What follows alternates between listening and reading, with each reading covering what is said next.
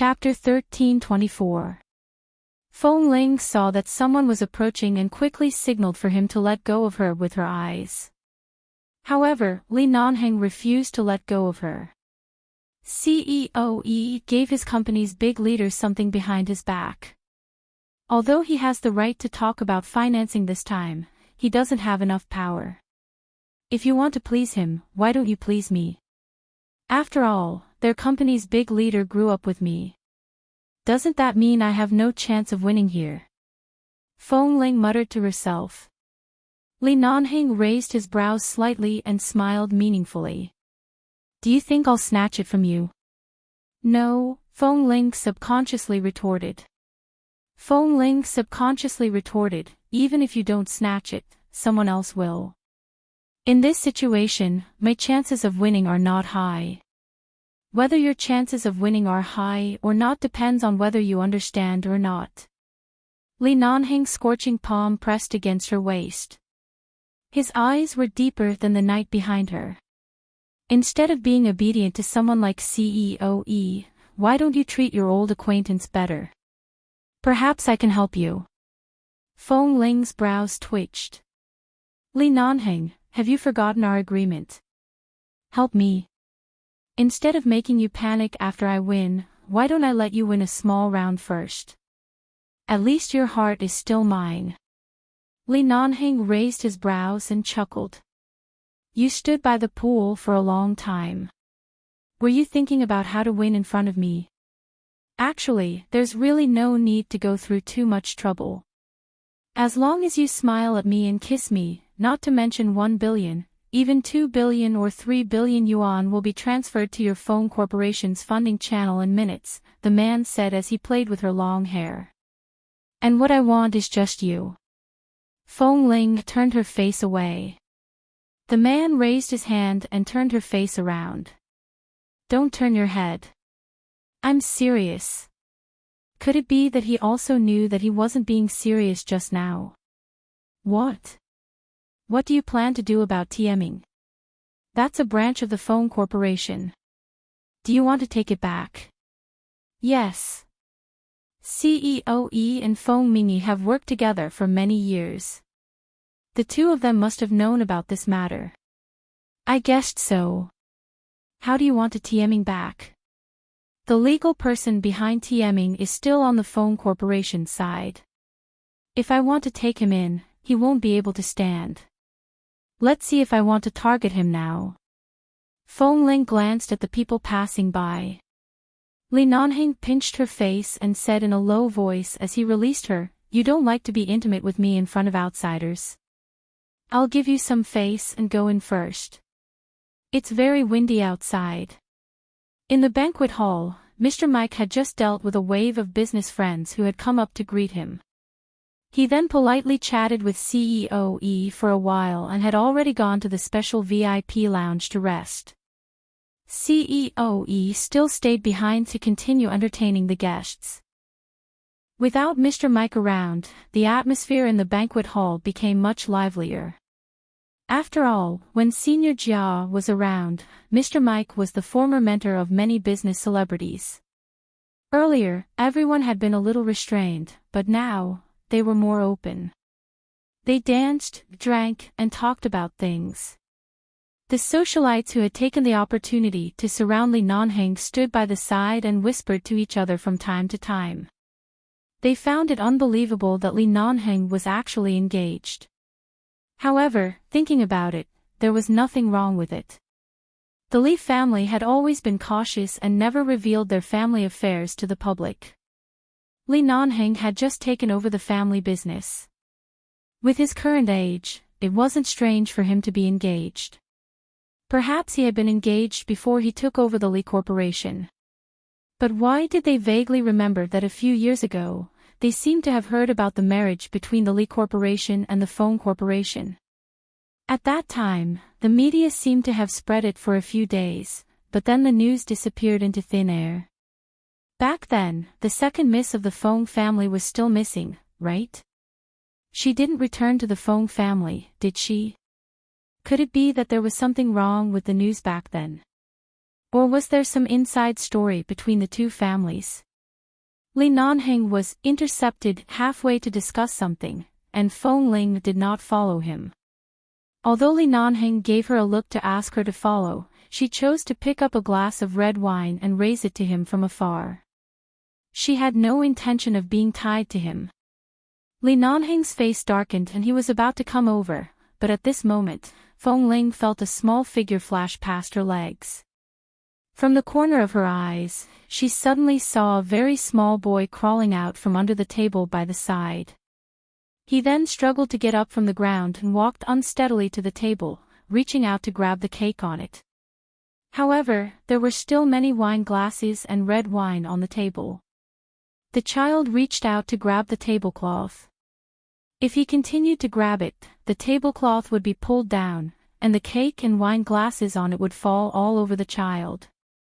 Feng Ling quickly put down the wine glass, stepped forward, and picked up the little boy.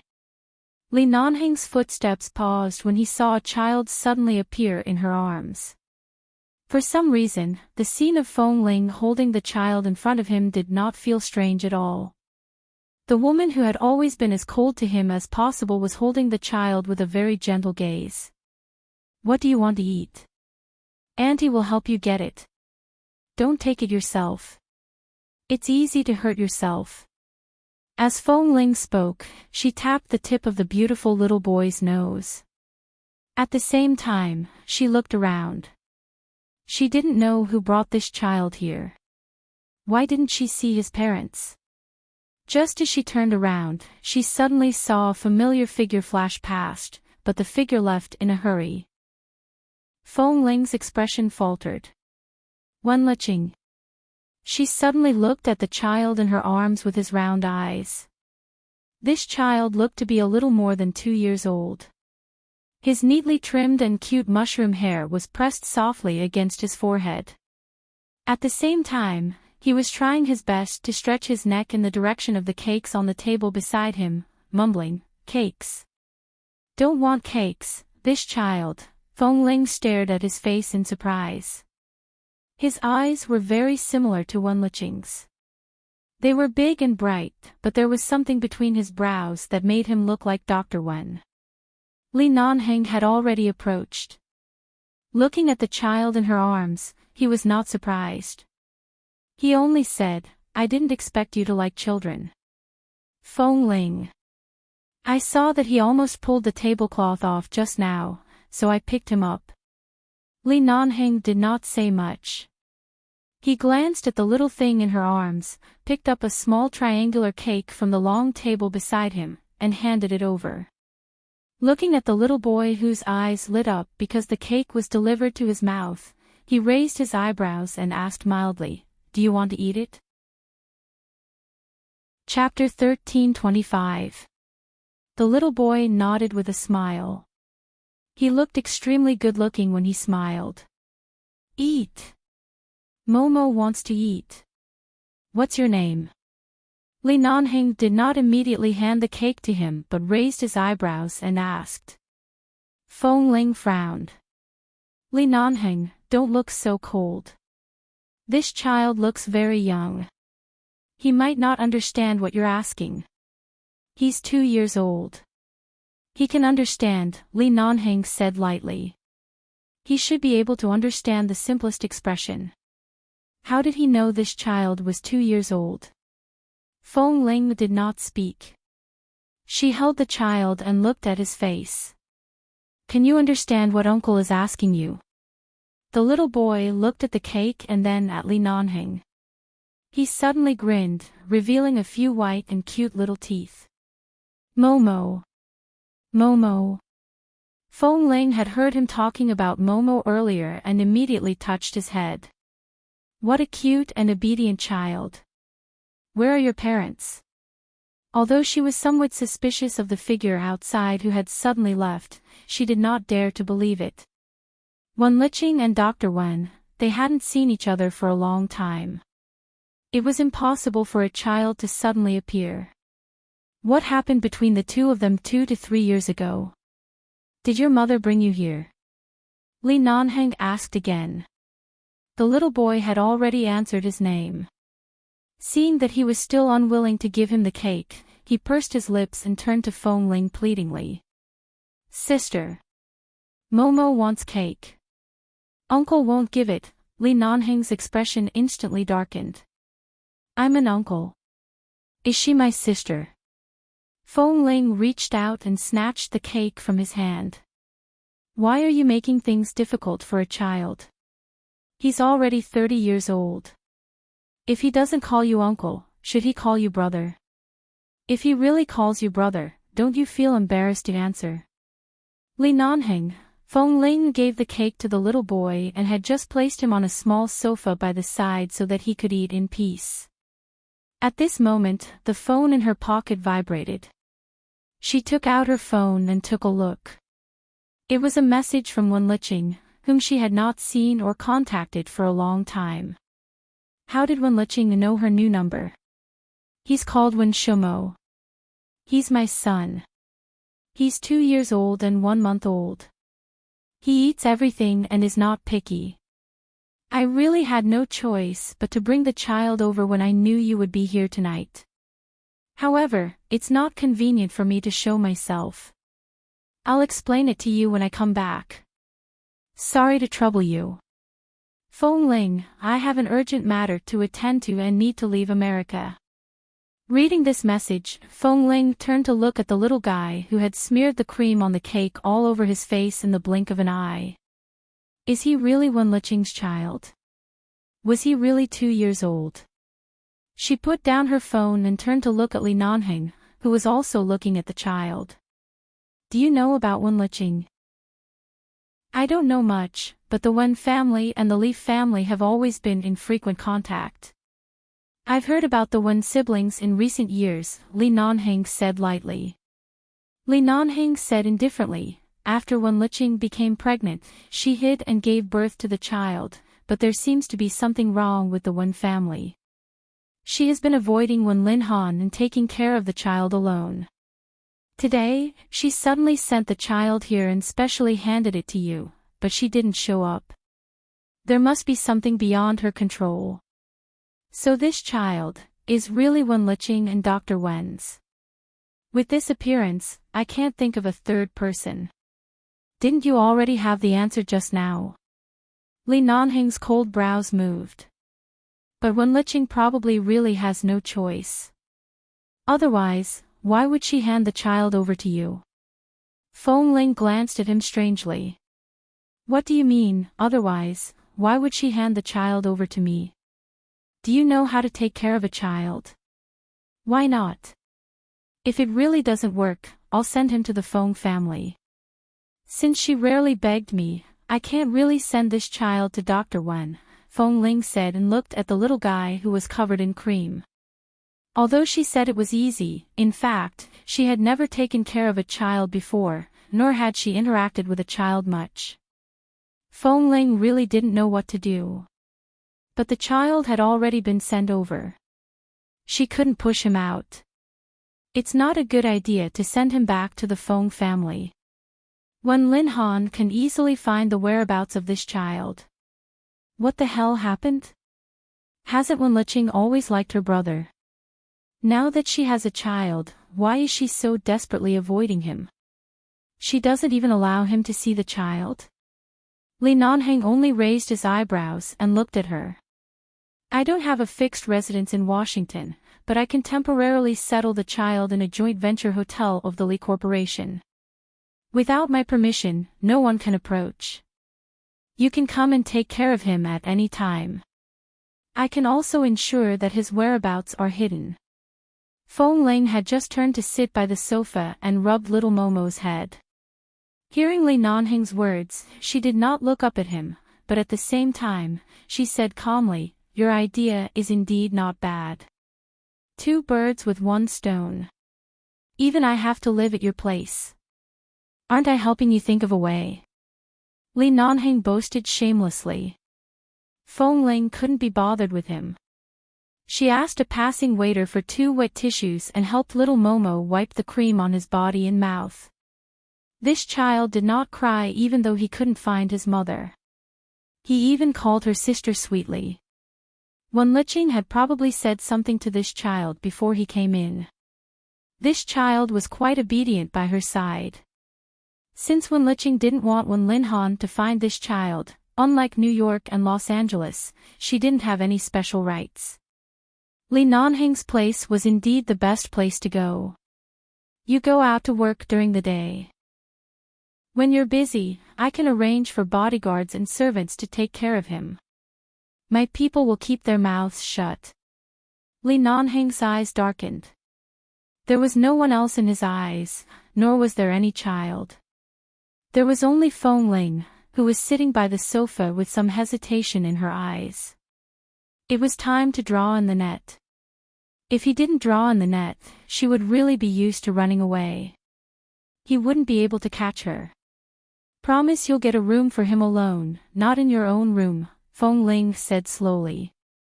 This way, it'll be more convenient for me to accompany him. What will happen if he goes to my room? Li Nanheng raised his brows unhappily. I helped you take in this child, and you're still bargaining with me. Do you really think I can't do anything to you just because I've given in to you time and time again? Your lifestyle isn't healthy. It will affect the child. Feng Ling casually found a reason. Li Nanheng glanced at her coldly. How is my lifestyle unhealthy? If you smoke, it'll easily affect the child's respiratory tract. Feng Ling continued to find excuses. Ha! Li Nanheng sneered. Give birth to one for me right now. I promise I'll quit smoking immediately. Chapter 1326. Feng Ling was already used to this man's shameless behavior. She glared at him and continued to take out a wet tissue to wipe the cream off little Momo's face. Seeing Feng Ling's careful and patient appearance, Li Nanheng's gaze landed on her gentle side profile. Sister, eat. Little Momo held a small cherry in the cake with his little hand and brought it to her mouth. Feng Ling still remembered that this child had crawled over on the ground, and his hands were not clean at all. Right now, he was holding cream, and there was a red cherry in the middle of the cream. She lowered her eyes to glance at it and then looked at the smile in the child's eyes. She smiled and lowered her head to put the cherry in his little hand into her mouth. All right, I've eaten it. Be good. Since your mother asked you to follow me, you have to be good and listen to me, okay? All right. Little Momo nodded with all his might. His confused expression and serious eyes were adorable no matter how one looked at it. Feng Ling rubbed his little head again and suddenly thought of something. She turned to see that Li Nanheng was talking to the celebrities nearby. She only glanced at his side profile before looking away. In order not to worry Wenlicheng, she should send the child to Li Nanheng. After all, Wenlicheng had helped her a lot back then. Before Mr. Mike left CEO's banquet, he made an appointment with many celebrities present to go to his resort this weekend. Everyone accepted the invitation and agreed to go together on the weekend. Of course, Feng Ling and Li Nanheng were included. It was precisely because of Li Nanheng's presence that CEOE did not dare to take a step closer to Feng Ling. Whenever he appeared within 10 meters of Feng Ling, he would immediately receive a lukewarm glance from Li Nanheng's bodyguard. Yu Zheng was dumbfounded the entire time. CEO Li really didn't come to talk about cooperation today. He didn't have the mood to work at all. He was clearly here for Miss Feng. If he had known that CEO Li would come to date, why would he have worked overtime so late at night? If he had known this would happen, he would have gone home to sleep. Why did he have to stay here and watch the boss show off his affection? Enough. Although this public display of affection was one-sided and Miss Feng barely responded, it was enough. After all, CEO Li was usually an extremely cold person in the company. She didn't expect that this male lion would be so docile in front of Miss Feng. Oh my god, oh my god. After leaving CEO's villa, Feng Ling drove by herself. Little Momo sat in the front passenger seat and was sleeping soundly. His white, tender, and chubby face was extremely cute, but because the child was too young, the height of the seat belt happened to be stuck at his neck. She was afraid that she would strangle him, so she drove very slowly. At the same time, the black SUV driving next to her car was also driving very slowly. Yujing didn't know what CEO Li was going to do, but he only followed his request and walked with Miss Fang's sister. After going down the mountain, Li Nanheng said, "Go to the Besiding Hotel and show her the way." "All right." Yujing nodded and quickly sped up to drive in front of Feng Ling's car. Feng Ling followed their car from time to time. From time to time, she would look at the little guy who was sleeping, afraid that he was uncomfortable. The distance from the foot of the mountain to the Besiding Hotel was about 20 kilometers. The traffic in Washington was very good at this time, and there was no traffic jam. They arrived in about 20 minutes. Feng Ling stopped the car and carried the little guy over. Momo was full and sleeping soundly. He rested his head on her shoulder and leaned against her arms. He was carried out and did not wake up after getting out of the car.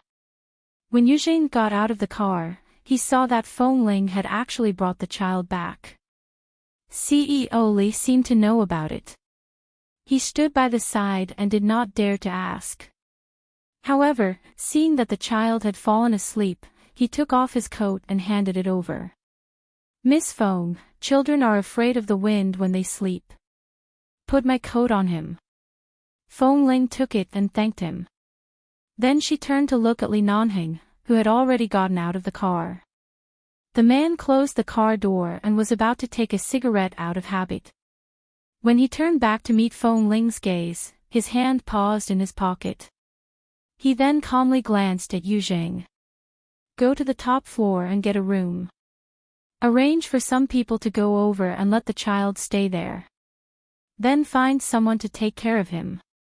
"All right, CEO Li." Yujing didn't understand, but he didn't dare to ask. He nodded and quickly went in to make the arrangements. "Go in." Li Nanheng's gaze fell on Feng Ling. Feng Ling did not speak. She carried little Momo and walked in. Seeing that she was reluctant to let go of the little boy, Li Nanheng's cold brows moved slightly. He reached out to take the child. "Let me carry him." However, the little guy woke up at some point. After hearing his words, not only did he not let go of her, but his two chubby arms were tightly wrapped around Feng Ling's neck. He leaned into her arms and said softly, "No. I want my sister to carry me." Li Nanheng looked at Feng Ling, smiled despite being strangled by the little boy, and his face darkened. "Brat." Feng Ling carried Momo all the way to the room Li Nanheng had arranged. She didn't expect that although Li Nanheng looked like a domineering and cold man, he had carefully arranged a children's room. There were 2 beds, one big and one small, and a simple slide that children liked to play on. There were also some colorful wood and a small wooden horse in the corner. Feng Ling put Momo down, and the little thing excitedly paced around the room. He ran to play by himself, but because he was too young, his movements were a little clumsy. However, it was clear that when Liqing had brought him to the amusement park to play, he knew how to play. After sliding a few times, he excitedly ran to the other side to hug the building blocks and refused to let go. Seeing that the child was happy, Feng Ling felt that she did not let down one Liqing's rare request. Satisfied, Li Nanheng stood in front of the door with his arms crossed over his chest. He glanced indifferently at the little boy who was running around the room. Yujing listened by the side and thought that CEO Li could really break all precedents for this Miss Feng. CEO Li clearly hated children and didn't even have the patience to coax any child, but he could actually bring this child to his place because of Miss Feng's words. Feng Ling turned back to look at him. "And, satisfied. If you don't show up when I'm here to accompany him, I'll be even more satisfied." Li Nanheng snorted.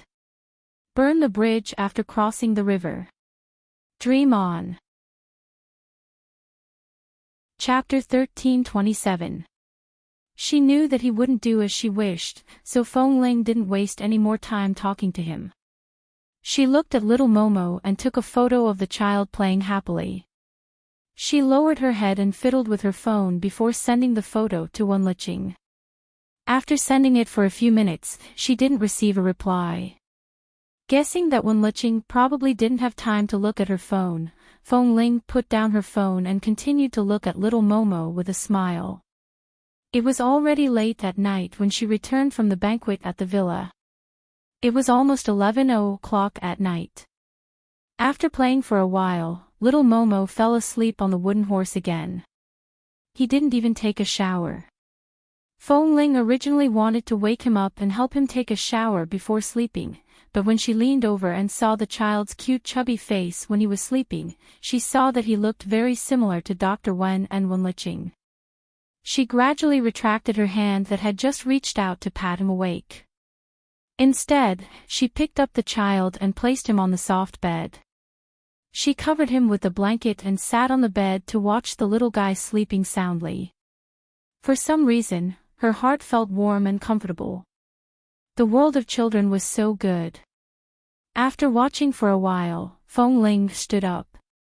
The moment she turned around, she almost bumped into the man's arms. She abruptly took a step back, and the back of her leg hit the edge of the bed. Thankfully, her years of training had allowed her to stand steadily, so she did not fall back onto the bed. She paused and shifted her gaze to his face. "Why haven't you left yet?" "Did I say I was leaving?" "Then I'll go back first. I still have things to do at the company tomorrow. I still have to deal with TMing. I'll leave little Momo to you for now." With that, she turned to walk out. The man reached out and pulled her into his arms. "It's too late. Sleep here and go back tomorrow morning." "No, I have to go back to the company. Our company in Washington is temporary. After we get the financing, we have to return to New York." "There are many things I need to look through," Feng Ling said indifferently. "You know that when I took over the phone corporation, the entire company had already collapsed. It wasn't easy for me to reorganize so many scattered companies. I need to keep an eye on them. After all, there will be problems in every subsidiary or small department." How many days have you not slept well since you came to Washington?" The man didn't seem to hear her and only looked down at her face. Feng Ling paused. "You know my temper. If I don't let you go, you won't be able to leave even if you want to. If you have the time to tangle with me, why don't you take a shower and go to bed early? If you have time tomorrow morning, you can drive back by yourself. If you don't have time, I'll send someone to drive you back. It won't delay anything for you." The man only wrapped his arm around her waist and did not do anything else that would make her angry. At the same time, he raised his cold brows slightly. "Or, how about I help you take off your clothes and shower, watch you sleep, and accompany you to sleep?" Feng Ling didn't speak at first, but then she put down her hand. This action showed that she really didn't want to waste time here and chose to compromise. Li Nanheng finally let go of her and pointed to the bathroom with his chin. "Go take a shower." Feng Ling did not say much and went straight into the bathroom. After a simple shower, he came out in a bathrobe and saw the fruit platter and some simple snacks on the coffee table opposite the sofa in the suite. She didn't eat much at the banquet and only drank 2 glasses of red wine. Although she wasn't drunk, it was indeed uncomfortable to sleep on an empty stomach. Li Nanheng had already left, and there was only little Momo sleeping soundly on the bed in the room. Feng Ling glanced at the coffee table and went to get her phone. She then went to the sofa and sat down. She looked at her phone as she ate the fruit platter and snacks. Wenlicheng's reply came 5 minutes ago. "Wenlicheng, haha, thank you. He likes to play on the slide. He can play alone for an afternoon without feeling tired.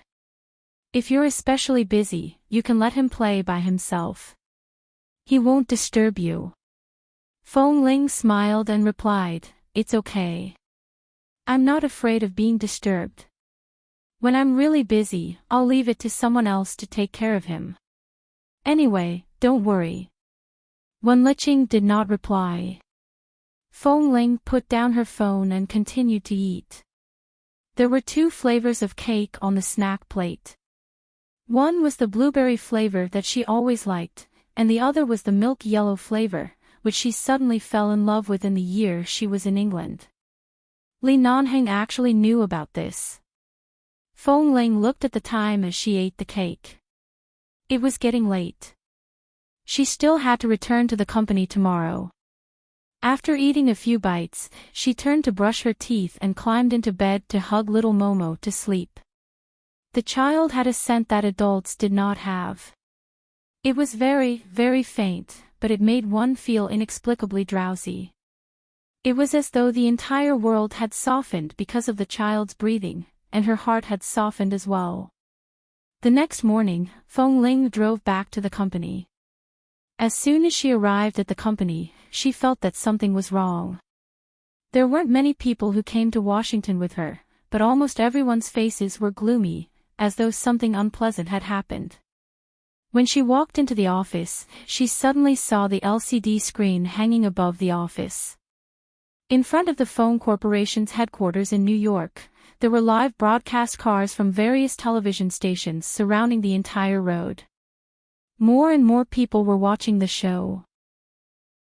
Feng Ling looked at the scene on the screen and heard the office door open again. Qin Shuk walked in. "You're back. If you hadn't sent me a message last night to report that you were safe, I would have brought the police to look for you." "You didn't come back last night," Qin Shuk said as she looked at the scene on the LCD screen. "The current situation in New York can't be suppressed any longer.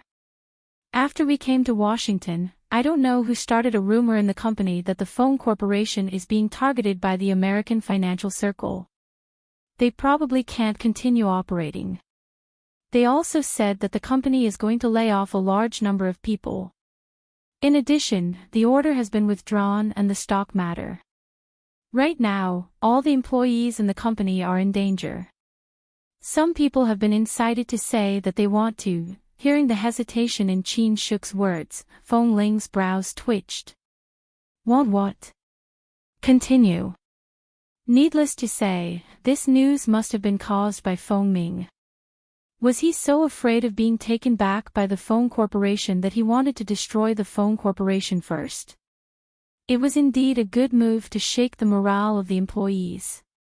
A few people with unstable mentalities were incited to jump off a building to threaten you, CEO Feng, to give up on the decision to lay off employees, Qin Shuk said as she sighed. Qin Shuk sighed as she spoke. This matter is really not right. Although the Phone Corporation hasn't been in a good state in the past few years, it has never been like this. Chapter 1328. Hearing this, Feng Ling did not say anything. She just looked at the situation on the screen and the live broadcast. A few minutes later, she said, "Shuk, send a notice to the company in New York in my name. Tell all the employees to put down their current work and turn on the computer in the office before they get off work. I have something important to announce." After speaking, Feng Ling looked at the Phone Corporation's office building in New York on the screen. Her voice was calm and steady. Even Qin Shuk, who was a little upset, calmed down. All right. It wasn't her first day following her. Qin Shuk believed that Feng Ling had a solution to the problem. She didn't say much and turned to do her work. The television was broadcasting the chaos on the Phone Corporation's building and the jumping off the building. Originally, it was just a case of a company employee wanting to jump off a building to threaten a senior executive. This kind of thing happened frequently in major cities, countries, and fields, and it was not worthy of so much attention. However, under the influence of some people secretly adding fuel to the fire, almost all the television media in New York were mobilized to broadcast this news. Li Nanheng sat in his office and watched this scene. His expression did not change. "Boss, do you want me to send someone from New York over?" Xiao Su stood by the side and asked in a low voice after watching for a while. "No need. If Feng Ling can't handle such a small matter herself, she wouldn't have integrated a company in just a few months," Li Nanheng said and turned to look at Yu Zheng. As Li Nanheng spoke, he turned to look at Yu Zheng. "Go monitor Tieming's movements. Don't interfere with the Feng Corporation's matters. Keep an eye on Tieming's people. This matter ends here.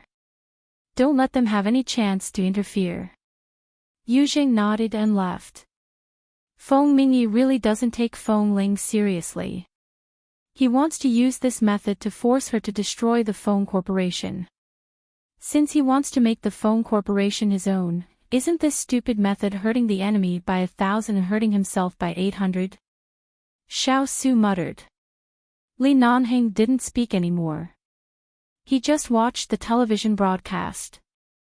It was clear that if no one had been stirring up trouble, things wouldn't have developed to this extent. If Feng Ling didn't have the time to deal with Tieming, he didn't mind killing him before her attention shifted to Feng Mingyi. If she was willing to accept his help, it would be fine. However, if he made a move and she found out one day, she would definitely not thank him. Instead, she would scold him for being stupid. After all, he was the one who forced her to return to the Feng family and forced her to grow up. In the end, he actually thought of ways to help her grow up. Just thinking about it, he knew that she would definitely not be nice to him. CEO Feng, should we ask someone to suppress the matter with the media first? There were a few executives by Feng Ling's side who were trying to come up with ideas, but in this situation, they were too far away from New York and could not help. Looking at Feng Ling, who was sitting behind the desk, the few loyal senior officials who had been in the company for many years saw the dark green seal in her hand. They all knew that it was something that Grandfather Feng had personally placed in her hand when he handed over the company's power to her. This seal symbolized that the future of the Feng Corporation would fall on Feng Ling. "It's not easy to suppress the media," Feng Ling said in a low voice. There was not a trace of nervousness on her fair face. Besides, if she only chose to suppress the media at this time and did not resolve the problem clearly, it would only be superficial. The people in the company would still be uneasy, and the company's image would also be severely damaged. It would be futile. She placed her hand on the dark green jade seal. In a moment, Feng Ling had already sorted out her emotions and stood up. She walked to the video camera that Qin Shuk had prepared to connect to the New York company. On the other side of the camera, countless media reporters were standing with the company's employees. The media soon discovered that Feng Ling had appeared. Countless cameras immediately focused on Feng Ling, who was far away in Washington. As for the employees present, no one cared about the situation. They only cared about whether they would be laid off and whether they would lose their jobs. "Turn my camera to the employee on the rooftop who wants to jump off the building." Feng Ling faced the camera and her tone was cold. After she finished speaking, no one spoke for a while. A moment later, someone reacted and quickly brought the movable monitor to the rooftop. The employee who wanted to jump off the building was very agitated. He shouted that Feng Ling had recently gone to Washington and did not stay in New York. It must be because something had happened to the company. She was too weak to deal with it, so she hid in Washington, leaving the employees here to suffer losses. He cursed and cursed, unable to stop his agitation. "I'm indeed in Washington. Although I can only face you in this way, at least this is a chance for you to face the person in charge of the company as a low-level employee. What do you want to say? I'll give you a chance to say it. Do you want to jump down to see the King of Hell? Or do you want to take a few steps back and communicate with me? Communicate like a normal person." Feng Ling's clear voice came from the monitor. The reporters who could see Feng Ling were also listening carefully. A cold breeze blew past the rooftop, and the agitated employee stood on the verge of collapse. Who wanted to die? No one wanted to. What they wanted was to let the company's higher-ups hear their voices. Although CEO phone was not in New York, it could at least be considered a face-to-face method. The employee swallowed. The phone corporation situation hasn't been good in the past few years, but we old employees have worked hard to work here. We've never thought of changing jobs. So many people want to poach us, but we can't bear to leave. But you, Fong Ling, have only been in office for a few months. Now you want to lay off employees. Are you trying to hound us old employees to death? The employee's eyes turned red as he spoke. His emotions, which had calmed down, became much more agitated.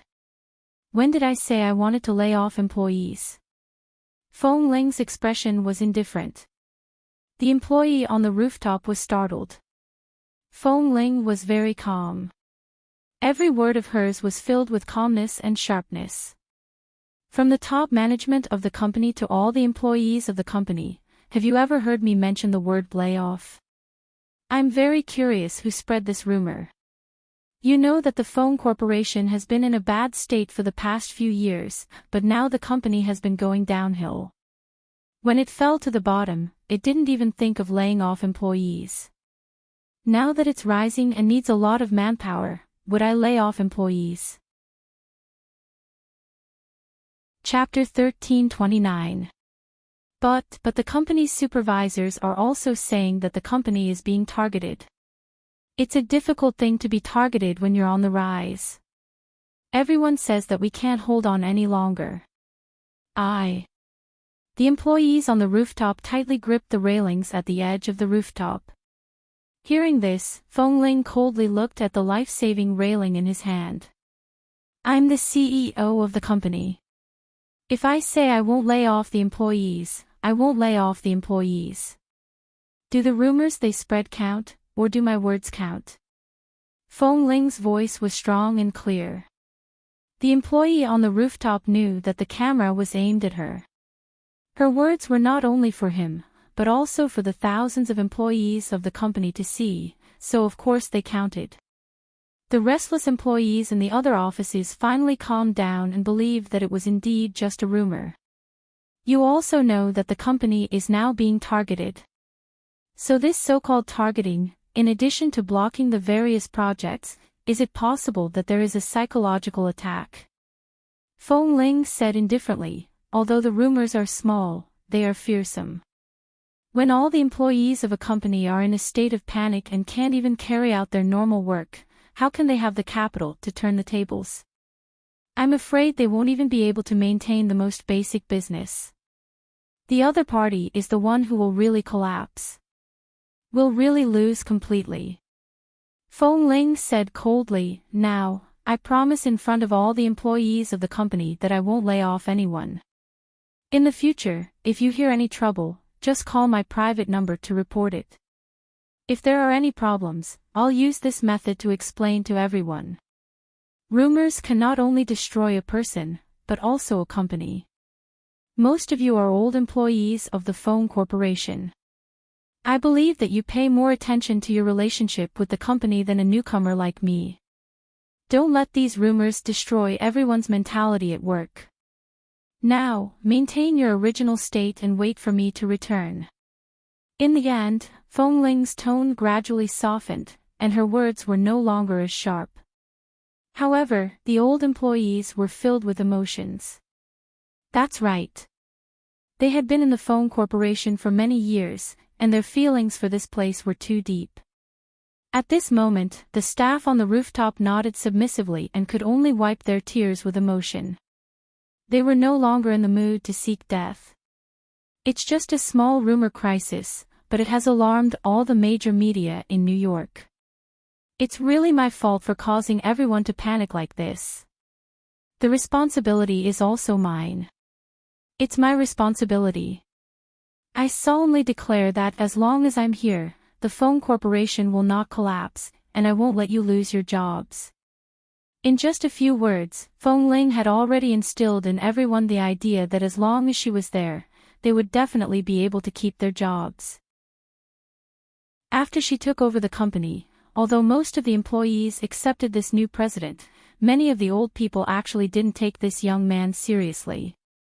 And in this small crisis, the collapse of the employees' confidence was quietly resolved, and at the same time, Feng Ling's image as the new CEO became stronger in front of all the new and old employees. In the Feng Corporation's office building in New York, the employees in the office gradually returned to their posts to continue working, and the media gradually retreated. As they did not capture any surprising news, a big matter that had been stirred up became a small dispute in a company, so no media was willing to spread it around. An hour later, Feng Ling heard Qin Shuk's report and finally heaved a sigh of relief in her heart when she heard that the matter had calmed down. Although it's only a small dispute, stabilizing the employees' moods and calming things down is more important than explaining to the media. Feng Ling has clearly found the main point. Xiao Su commented, "I didn't expect Feng Ling to have changed so much after leaving the base for just 2 to 3 years. Her heart is stronger than before, and she has indeed become more stable. If Feng Ling was only an outstanding member of 11 base back then, it can be said that her wings have hardened a lot, and she has indeed grown up." Xiao Su looked at Li Nanheng. Li Nanheng's ink-black eyes were fixed on Feng Ling's face on the screen. He did not shift his gaze away from her for even a minute. "She's still immature, but at least she's more stable and calm than I imagined." After a long while, when everything on the screen ended, Li Nanheng's thin lips moved slightly. "It's already very good. It's only been 2 to 3 years. You can't expect her to reach the level of a first-class enterprise management in 2 to 3 years, but it's already very good that she used the most appropriate method to resolve the crisis." Li Nanheng played with the remote control in his hand. "Isn't the most appropriate way to run over to me and ask me to help her? Hug my leg and shout for hubby to help me." Xiao Su, Feng Ling had been busy in the company for 2 days and had barely left the company. She lived in the company because she did not want to contact CEO E anymore. However, right now, the Feng Corporation was on the rise. No matter what, she had to obtain other resources. Otherwise, not only would she have come to Washington for nothing, but she would also have lost a lot. "Have you really never considered asking Li Nanheng to help you? Right now, the Feng Corporation needs to rope in people everywhere, but isn't the most direct way to rope in the Li Corporation? Li Nanheng is really crucial to this matter. Don't give him a cold war anymore. Soften up a little and express your stance to him. The Feng Corporation won't be so bumpy." Qin Shuk knew that Feng Ling didn't like to hear this, but she had no choice but to suggest softly. Seeing that Feng Ling didn't speak, Qin Shuk sighed again. "In the past, I wasn't very familiar with Li Nanheng. In my impression, I often heard cousin Mingzhu talk about him, but the Li Nanheng I heard is a very cold, difficult to approach, and bad-tempered man. However, from you, I feel that he's a man who loves you very much. No matter what, instead of pleasing so many people like CEO E, you might as well smile at Li Nanheng. This is more useful than anything else." Feng Ling pursed her lips and glanced at her. Qin Shuk decided not to speak, but when she turned to walk out of the office, she muttered softly, "You're so patient with CEO E and the other bosses. You often smile at others, but you might not be able to achieve your goal. Those cooperation cases might not fall into your hands, but if you treat Li Nanheng like this, I'm afraid he can send the whole world to you." The office door opened and closed. The room was silent. Feng Ling lowered her head and continued to work. Suddenly, her phone vibrated. Chapter 1330. The person who called was Mr. Mike's assistant. He asked Feng Ling if she had time to go to Mr. Mike's resort this weekend. This was something that had been agreed upon at the reception a few days ago. Of course, Feng Ling had already set aside the weekend. However, because the weekend was specially free, she was especially busy in the past few days, so she didn't have much chance to visit little Momo. She could only occasionally confirm the child's safety based on the photos and text messages sent by the people taking care of little Momo in the hotel. In fact, there was nothing to confirm. After all, he was with Li Nanheng, and his safety was guaranteed. She only needed to make sure that the child was eating well and sleeping well. She wouldn't worry, nor would she worry when Liqing, who had just left America. The weekend. This time, Feng Ling did not go alone. Instead, she brought Qin Shuk to Mr. Mike's resort. After all, Mr. Mike was an outstanding figure in the American-Chinese business world. He was also a legendary figure in the older generation of the business world. He had hundreds of billions of assets under his name. Resorts that covered millions of square meters in the suburbs of Washington could be found all over the world. Furthermore, the decorations in each resort were luxurious, causing everyone who came in to be amazed. In this huge resort, there were all kinds of stadiums, entertainment venues, swimming pools, hot springs, sweatshops, fitness facilities, and so on. Mr. Mike invited everyone to come and arranged rooms for everyone. He asked everyone to stay here for the night to taste the 3 meals and service standards of the resort under his name. This is a true rich person.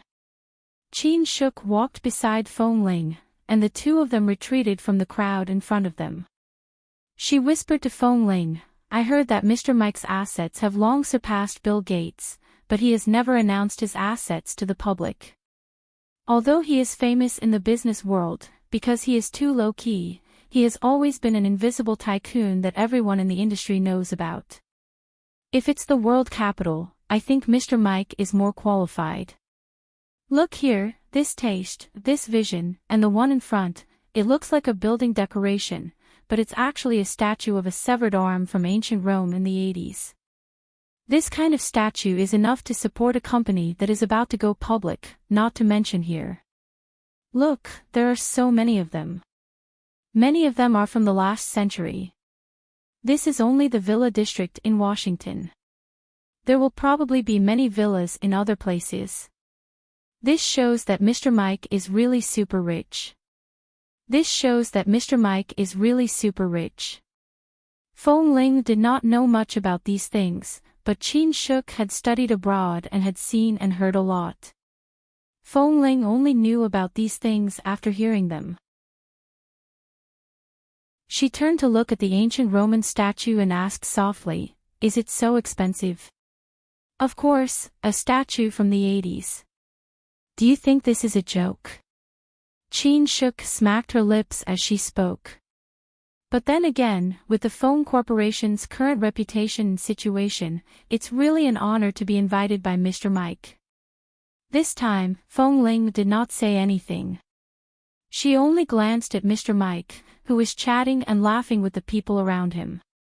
His reputation is indeed great in the business circle, but Mr. Mike from America and Mr. Zan from England, who do you think is better? As she spoke, in order not to let others hear, Feng Ling leaned slightly to Qin Shuk's ear. "I think Mr. Zand is slightly better." Qin Shuk's lips twitched. "You're always so protective of your own people. No matter how powerful Mr. Zand is, he's so much younger than Mr. Mike. He's still a junior, and we're juniors among juniors. Mr. Mike is a legend, okay? When I was studying abroad, I saw Mr. Mike's photo in foreign textbooks. He's really a legend. No wonder you insisted on coming with me to the resort this time. So Mr. Mike is your idol?" Feng Ling glanced at her. Qin Shuk snorted. "Although there is indeed a reason, it's more because I want to accompany you, okay? I want to see if Li Nanheng will bring little brother K out. I heard that little brother K rarely returns to 11 base and often walks outside. Perhaps he's following Li Nanheng now." Feng Ling chuckled and turned to walk in. Most of the people who came today were the group of people who were at CEO's villa that day, but there were also some people Feng Ling had never seen before. However, it was obvious that their roles were not simple. Occasionally, when she heard their conversations as they passed by her, she could vaguely hear the companies they were talking about. When she heard the names of two very large groups in America, Feng Ling turned to look at them. Unexpectedly, the people from EDK Group and AW Group were also invited. It was said that even Shine Group had been invited. However, the MO family did not send anyone, and even Director MO did not appear.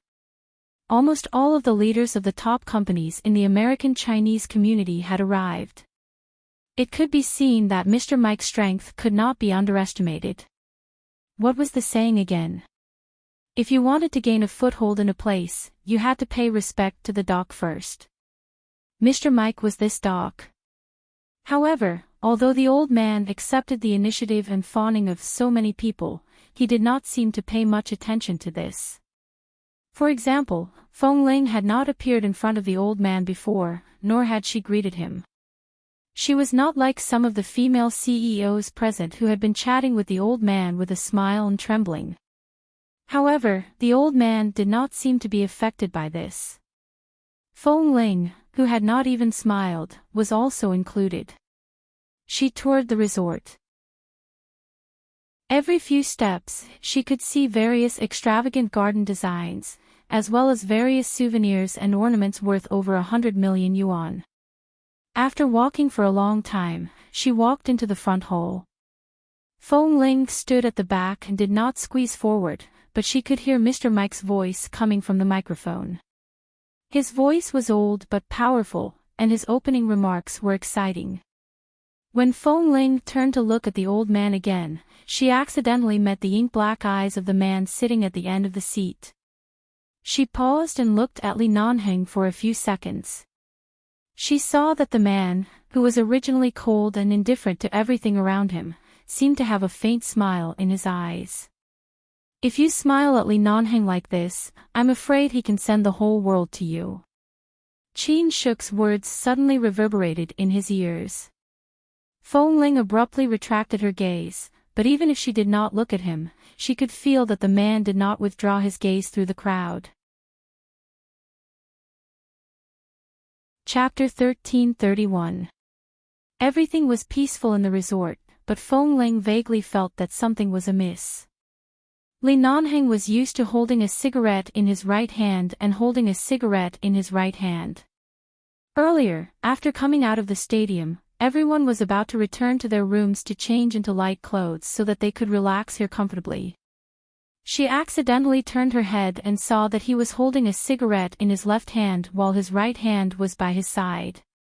Feng Ling's sharp gaze landed on Li Nanheng's right hand. He was wearing a suit shirt and his sleeves covered his arm. She couldn't see anything. What are you looking at? Qin Shuk gently pushed her from behind. Let's go and change. After entering the phone corporation with you, I haven't had the chance to go anywhere for a relaxing vacation. Now that I'm here, let's relax for 2 days. Shall we go to the hot spring later? Oh, by the way, I heard that the hot spring here is the type of hot spring plaza. It's not like the hot spring hotels outside, which are hidden and separated. The hot springs here are all in the same place, one small pool next to another. Thankfully, the swimsuits I brought are all conservative. Otherwise, those stinky men would have seen them all, Qin Shuk said as she pulled Feng Ling away. I won't change into my swimsuit. Isn't there an office area beside the hot spring pool? I'll turn on the computer and accompany you. You still have to work when you're on vacation. I'm not interested in hot springs, Feng Ling said indifferently and entered the room. Qin Shuk knew her personality. Once she made up her mind, it was useless to persuade her. She simply changed into her swimsuit. Seeing that Feng Ling really took out her laptop, she was speechless. You really brought the laptop over. And, there are still some project documents I haven't read. I can accompany you while taking a look. Usually, I don't have the time to read these project documents. Today is just right. All right then. When they arrived at the hot spring pool, there were indeed many small pools of nearly 1,000 square meters that had been modified on the flat ground. There were all kinds of colors, and the water was very clean. There were also all kinds of blue swimming pools around them. The contours of the swimming pools were all kinds of beautiful and exquisite shapes. Chin-shuk chose an aromatherapy hot spring pool. Coincidentally, there was no one in the small pool. There was a table and chairs beside the pool that could be used for work. Feng Ling placed the computer there, but Chin-shuk couldn't bear to watch her sitting here busy with work. She coaxed her into soaking her feet and even helped move the table and chair over. In the end, Feng Ling didn't refuse. She placed the table against the pool, rolled up her pants, and placed her calves into the hot spring water. As she soaked her feet, she turned slightly to look at the project documents on the computer. It was indeed very comfortable. Chin-shuk was also comfortable now. She soaked in the water and talked to her. Not long after, about half of the celebrities in the American Chinese circle who came here for vacation came here. Many people wanted to go to the gym to play for a while before coming. At this time, most of the women came. Everyone had nothing to do in their own pools. Occasionally, some people would talk about the recent events in the circle, and some people would whisper about which military base Li Nanheng was in. There were many different opinions about the Li family. CEO Li, walk slowly. CEO Li, do you not have a girlfriend? Do you mind finding a younger one? I've heard my father mention you. I like your personality, family background, and experience. If you don't accept me now, it's fine. Give me your number. Let's be friends first. CEO Li, do you have a girlfriend? Do you mind finding a younger one? Li Nanheng's eyes lit up, and he looked at Li Nanheng, who had just come out of the villa room in the resort. She followed him all the way. It's fine if you don't accept me now. Give me your number. We can be friends first. Li Nanheng was expressionless the entire time. He did not even look at the noisy girl who had been following him. Seeing that he did not even respond, the young lady of the O Corporation was not discouraged. She quickly followed his footsteps. Really, don't think I'm young. Although I'm 18 years old, I'm already very mature. I can also get married at this age in America. Assistant Yujing, CEO Li, hey, CEO Li, don't ignore me. The young lady of the O family could not catch up to him, so she quickly jogged to catch up to him. Then, she blocked in front of Li Nanheng and stretched out her arms to raise her head to look at the tall and cold man in front of her. Finally, he glanced at her because of her sudden movement. The moment their eyes met, the young lady of the O family felt as though her heart had been struck. Her cheeks instantly heated up, and her voice trembled nervously. I just want to get to know you, and they all said that you don't have a girlfriend. Since you don't have a girlfriend, it's not a problem for me to chase you, right? I don't usually talk so much. I just want to get to know you, CEO Li, look. Li Nanheng looked at the young lady of the O family who was wearing a pink lace bikini in front of him. His expression did not change. Not interested. I'll be interested once I get to know you. The young lady of the O family smiled and was about to approach him. Her face was still a little red. However, the moment she approached, the man frowned. He took a step to the side and turned to walk in another direction. Hey, you. The young lady of the O family turned around and saw that she really couldn't tease this man. She immediately stomped her feet in anger and quickly ran after him. She didn't expect CEO Li to also go to the hot spring. The young lady of the O family happened to change into a swimsuit and wanted to go over. She happily moved forward and followed behind him as she said, CEO Lee is going to the hot spring too. I'm going too. Why didn't you change your clothes? Lee Nanheng acted as though he didn't hear her and walked forward. Yujing couldn't help but whisper, Miss O, our CEO Lee has something to do there. Mr. Mike has asked CEO Lee to have tea in the tea room next door, not to soak in the hot spring. Of course, he doesn't need to change his clothes. Oh, tea. I can drink tea too. CEO Lee, I'll drink with you. As they spoke, they had already walked near the hot spring. They happened to pass by a small path to the tea room. Right now, the small path was filled with water. The young lady of the O family was focused on the tall man in front of her and didn't pay attention. She slipped and suddenly screamed. With a plop, she fell into the pool that was about 1.8 meters deep. Chapter 1332. The young lady of the O family was wearing a bikini, but she didn't seem to know how to swim.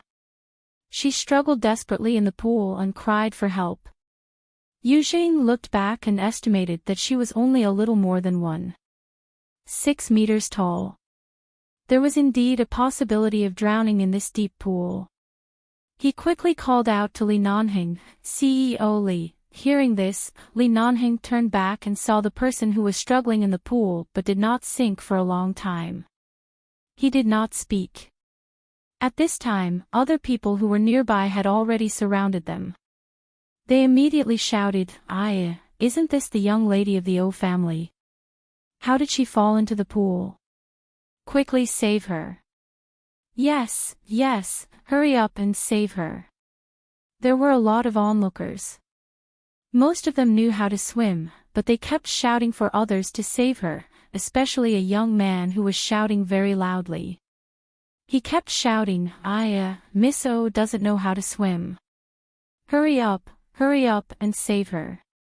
CEO Lee, I saw Miss O follow you here just now, right?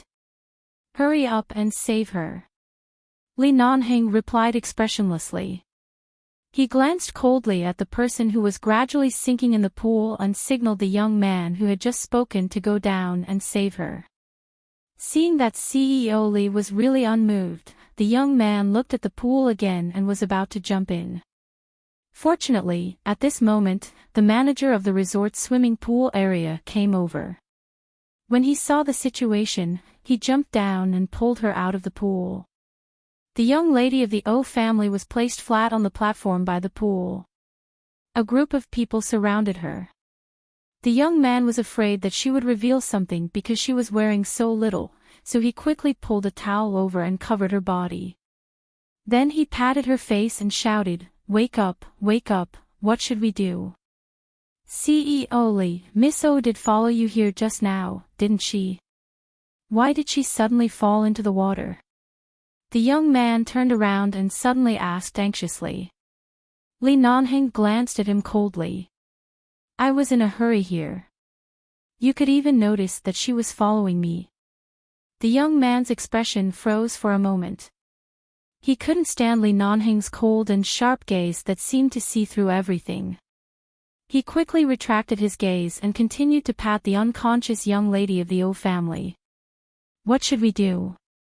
The people around were all saying that they needed to call an ambulance. Even Mr. Mike was alarmed and had already rushed over. Seeing that she was indeed unconscious, Li Nanheng took 2 steps closer and lowered his eyes to look at the young lady of the O family lying there. How long until the ambulance arrives? What do we do now? Artificial respiration, someone said. Yes, CPR. The young man suddenly raised his eyes and looked directly at Li Nanheng who had just walked over. CEO Li, quick, help her with CPR. Li Nanheng frowned. Do you know how to do artificial respiration? Of course I won't. The young man said anxiously. Hurry up and save him, GM Li.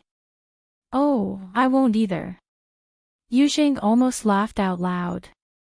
More and more people gathered here.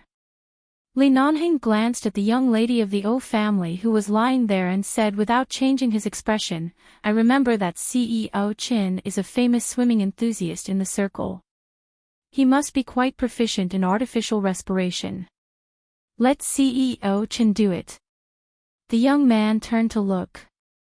CEO Qin had a fat head and big ears. He was wearing tight black swimming trunks and was in his 40s. His face was covered with all kinds of red and unhealthy red pimples. They were of different sizes, and his face was dripping with water. When he heard this, he rushed forward to help save her. However, the young lady of the O family, who was still lying there, suddenly coughed at this moment. She quickly sat up before CEO Qin came over to help her with artificial respiration. She turned to look at Li Nanheng awkwardly, but Li Nanheng had already left without looking back. The hot spring pool where Feng Ling and Qin Shuk were in was relatively far from the swimming pool, so she was not clear about what was happening over there. Feng Ling was focused on the project documents on the computer, while Qin Shuk was drowsy in the pool. From beginning to end, she did not notice the boring episode over there. After returning to her room from the hot spring pool, Qin Shuk still wanted to go play golf. This time, Feng Ling did not accompany her. Seeing that she had been busy at the hot spring pool for the entire afternoon, Qin Shuk did not force her. She only told Feng Ling to remember to order some food for her when it was dinner time and left. Feng Ling turned off the computer and looked at the time. It was 5:00 in the afternoon. It was probably dinner time at 6 o'clock. After thinking for a moment, she called Li Nanheng, but he did not answer. She called Yuzheng and learned that Li Nanheng had just returned to his room and was probably resting.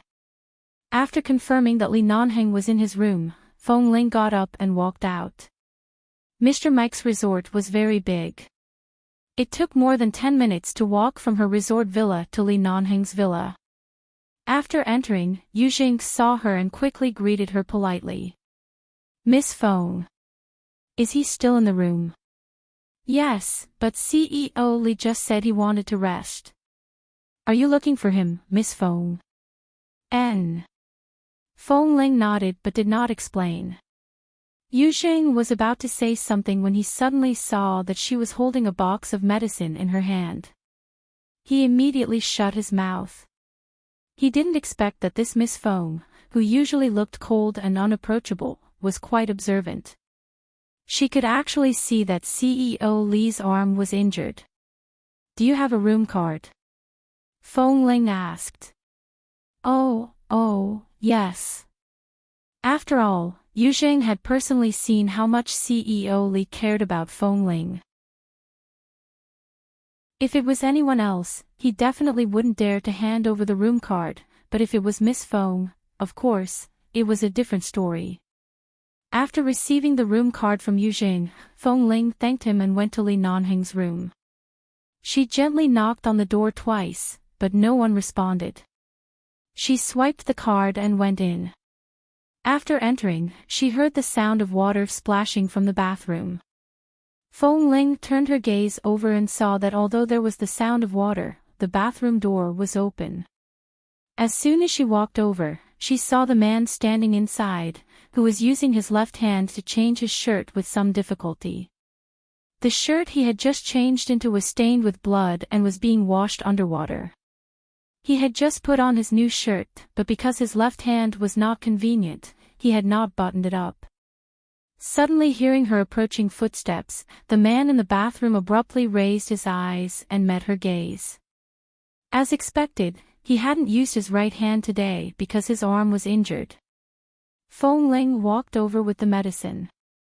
How did you get injured? Chapter 1333. Li Nanheng looked at her for a moment, then lowered his head to look at his arm.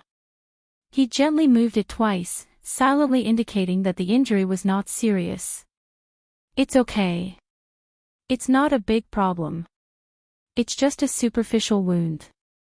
A superficial wound will make you unable to move your entire right hand for a day. Feng Ling had been injured before. She wouldn't be fooled so easily. She walked in and stood in front of him. Raise your hand.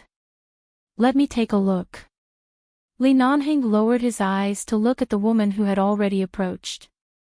He glanced at her long hair hanging behind her shoulders and then at her soft and comfortable clothes. It was clear that she had just returned to her room and was about to rest, but she suddenly came to his place. He smiled. Did you specially come to care about me? Feng Ling did not answer. She watched as he still did not dare to move his arm. She reached out and tugged at the unbuttoned sleeve of his shirt. When she saw that there was a circle of white gauze wrapped around it, extending from his wrist to his elbow, it could be seen that the area of the wound was very large. She paused and then raised her eyes to look at him. How did you get hurt? Meeting her sharp gaze, Li Nanheng smiled lightly. I met a sworn enemy from when I was on a mission in the base. The other party discovered my current whereabouts, and their revenge could be seen everywhere. I'm outside, unlike in the base. There are many things that I need to personally appear to ask about. No matter how careful I am, I will inevitably be ambushed. When I was surrounded, the other party had knives in their hands. Before I broke out of the encirclement, I was inevitably cut twice on my arm. Fortunately, the bones were not broken, but the cuts were a little deeper. If that was the case, the medicine she brought would be useless. Feng Ling placed the tube of wound medicine in her hand on the marble table beside the sink. Since you know you're being followed by your sworn enemy, why didn't you transfer people from the base over? Didn't you even arrange for a bodyguard to come to the resort this time? Li Nanheng smiled. Even bodyguards can't beat me. Why do I need them? At least there are more people. If something really happens, you don't have to break out of the encirclement alone. The people around you are all in the business circle. Assistant you probably doesn't know what to do when he encounters such a thing. Can't you arrange a few more people around you? Why didn't Xiao Su follow you? As Feng Ling spoke, she raised her hand to touch the gauze on his arm, but her fingers stopped a centimeter away. Afraid that she would hurt him, she simply put her hand down. Do you really care about me? The man looked down at her with a deep smile in his eyes. Feng Ling looked at him coldly. I noticed that there seems to be something wrong with your arm today. I don't know what happened. I don't know what happened. Coming over to ask is also a form of concern. Li Nanheng smiled with satisfaction. What should I do? It's probably because I've been ignored by you for too long. You just came over to look at me, and I'm so satisfied that I'm about to swell up. Feng. Crazy.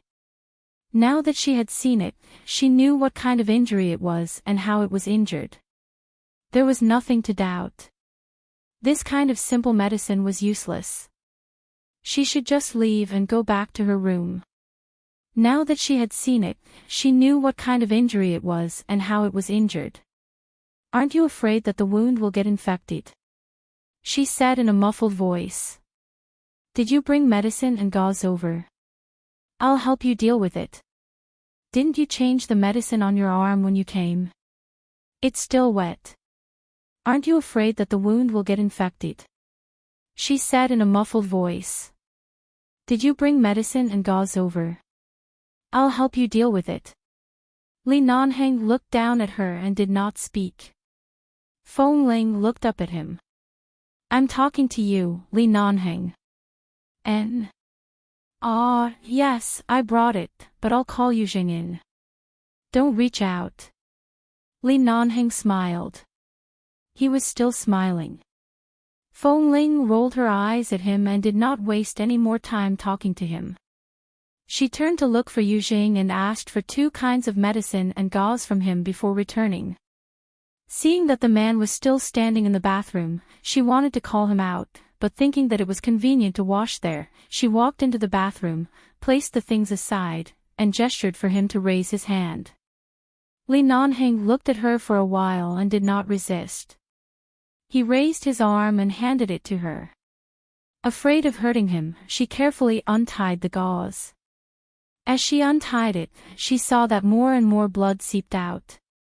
When the entire gauze was removed, she saw the 2 bone-deep wounds on his arm. Each one was about 7 or 8 centimeters long.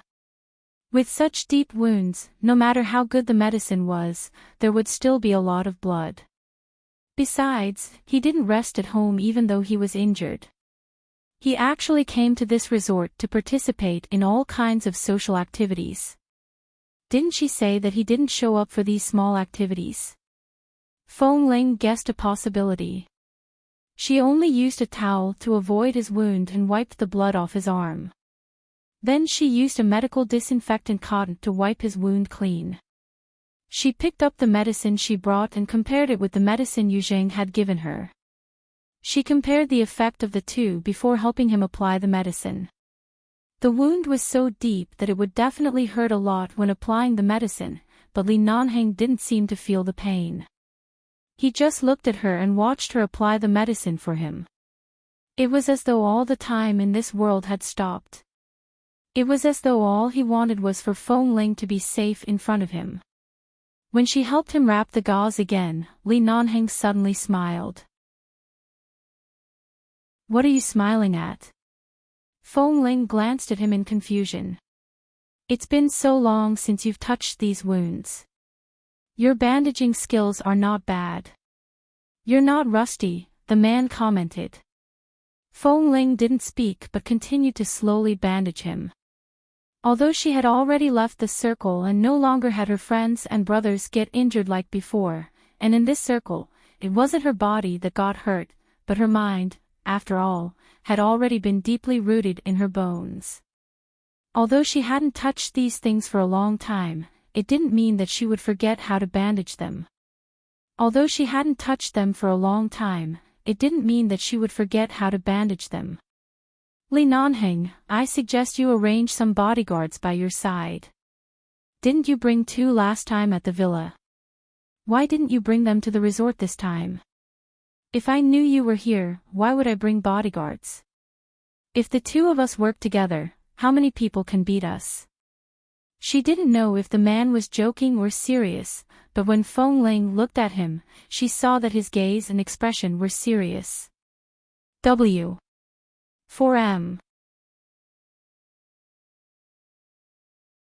Chapter 1334. Feng Ling sneered and pointed at his bandaged arm. "You're injured like this, and it's your right arm.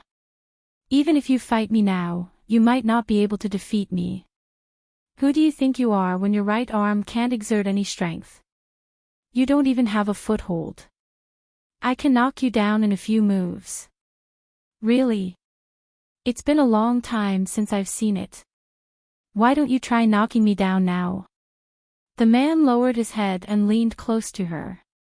Feng Ling raised her hand and pushed his forehead. "I'm being serious. Don't get so close to me." "I'm not being serious." Li Nanheng raised his brows and suddenly glanced meaningfully at the bed outside the bathroom. "Otherwise, what do you think I meant by do it? Did you think wrongly?" Li Nanheng. Feng Ling looked at him coldly. The man raised his brows. I'm listening." Feng Ling didn't want to talk to him anymore. She lowered her head to help him tie the gauze properly. After confirming that it was much better and that the gauze wouldn't be torn open because he was changing back and forth, she raised her head. "All right, be careful. Don't touch the water again." As she spoke, she turned to take the shirt out of the sink. However, as she turned around, her long hair suddenly hooked onto the 2 buttons on the front of his shirt. She abruptly turned around and felt a pain on her head. She immediately paused and turned back in surprise. Li Nanheng also immediately lowered his head to look. "Why are you entangled?" At this moment, Feng Ling also glanced sideways and saw that a few strands of her hair were entangled in the buttons of his shirt.